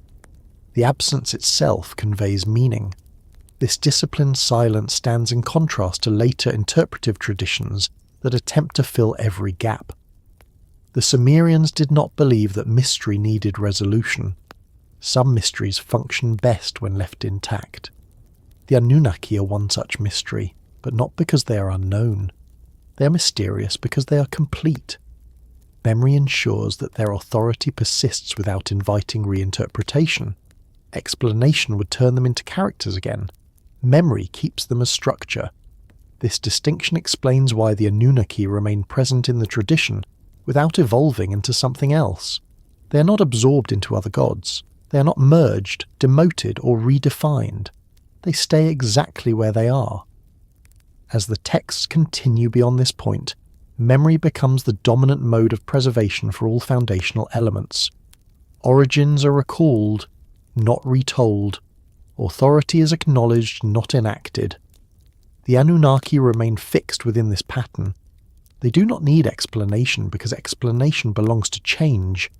They belong to permanence, and as the narrative moves forward toward its final reflection, the preservation of the Anunnaki through memory rather than story prepares the ground for a final realization, one that the Sumerian texts never state outright, but allow to emerge quietly, that what matters most is not whether something continues to act, but whether it continues to hold its place. As the Sumerian tradition reaches the point where explanation gives way entirely to assumption, where divine action has been replaced by structure and memory has taken the place of narration, what remains is not a conclusion, but a condition. The texts do not end with a statement about the Anunnaki.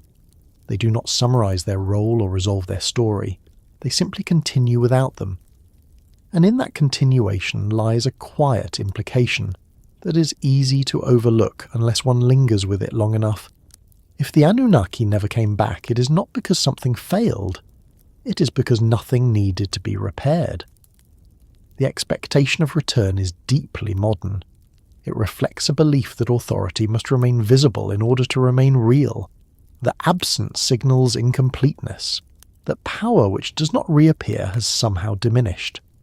The Sumerian texts operate from a different assumption entirely. In their worldview, what returns is what remains unfinished. What does not return is what has reached its proper place. The Anunnaki do not return because their work was not cyclical. It was foundational. Creation, in Sumerian thought, is not a recurring event. Order is not reset each generation. Fate is not renegotiated. These are singular acts whose consequences persist. The Anunnaki belong to that singularity. Their authority establishes limits, not processes. Once limits exist, they do not need to be restated. This is why the texts never frame the Anunnaki as absent rulers. Absence implies a gap. The Sumerian cosmos does not contain a gap at its deepest level. Everything essential is already accounted for. Life unfolds within boundaries that do not change. If the Anunnaki never came back, it means the world was trusted to continue. That trust is not sentimental, it is structural. The gods who remain active intervene where variability exists. Weather shifts, politics change, human behaviour fluctuates. These domains require attention.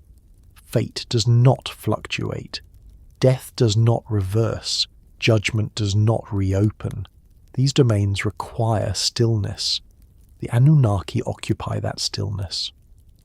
What this means for humanity, within the logic of the texts, is sobering but stabilizing. There is no expectation that ultimate authority will step back into history to correct it. History must carry its own weight. Choices matter precisely because no higher power is constantly adjusting outcomes. This does not mean the world is abandoned. It means it is complete enough to endure. The silence surrounding the Anunnaki is therefore not a mystery waiting to be solved. It is a condition to be understood. The Sumerians did not ask where the Anunnaki went, because asking would imply uncertainty. They did not speculate about return, because speculation would imply contingency. They lived as though the deepest order of existence was settled. That settlement changes how suffering, injustice, and uncertainty are interpreted. When things go wrong, the cause is not the absence of divine rulers. It is imbalance within life itself. When things go well, it is not because the Anunnaki returned. It is because the structures they established still hold. This worldview removes a certain kind of hope, but it replaces it with responsibility. There is no rescue written into the future. There is no divine correction waiting beyond the horizon. What exists instead is consequence. Action unfolds. Life ends. Fate is assigned. The Anunnaki preside, unseen, not as saviours, but as guarantors that nothing escapes meaning. In later cultures, the silence left by this model becomes uncomfortable. Absence invites reinterpretation. Myths are rewritten. Figures are expected to return, to intervene, to judge history itself rather than its conclusion. The Sumerian texts resist this impulse. They do not offer reassurance through presence. They offer coherence through structure. If the Anunnaki never came back, it means the world did not need them to. This does not reduce their authority. It clarifies it. The deepest powers are those that do not compete with time. They do not arrive and depart. They do not need renewal. They remain in place while everything else moves around them. The Anunnaki belong to that category. Their absence from later stories does not diminish their role. It finalizes it. And so the texts continue, not toward an ending, but toward ordinary life. Kings rise, cities fall, laws are written, prayers are spoken. People live knowing that nothing beyond life will intervene to undo what has been done. This knowledge is not framed as despair, it is framed as order. The Anunnaki do not return because return would imply that fate is reversible, that judgment is provisional, that finality is negotiable. The Sumerian worldview does not allow for that. Once something reaches its final form, it stays there. What it means if they never came back is that the world matured. It means divine authority shifted from presence to permanence. It means silence replaced instruction. It means memory replaced expectation. It means the universe was no longer in rehearsal. The Anunnaki do not need to appear again because their work does not belong to time. It belongs to boundary. They stand at the edge where movement stops and meaning is fixed. This understanding reframes the entire story. There is no missing chapter. There is no unfinished cycle. There is only a completed foundation supporting everything that follows, and perhaps that is why the texts end where they do, without emphasis, without resolution, without return. They trust the reader to recognize that what no longer speaks is often what holds the most weight. As the world continues to turn, as stories change and civilizations rise and fall, the Anunnaki remain exactly where they were placed, beyond the reach of narrative, beyond the need for explanation, beyond the expectation of return, and with that thought resting quietly in place, the tablets fall silent not because something has ended, but because nothing more needs to be said.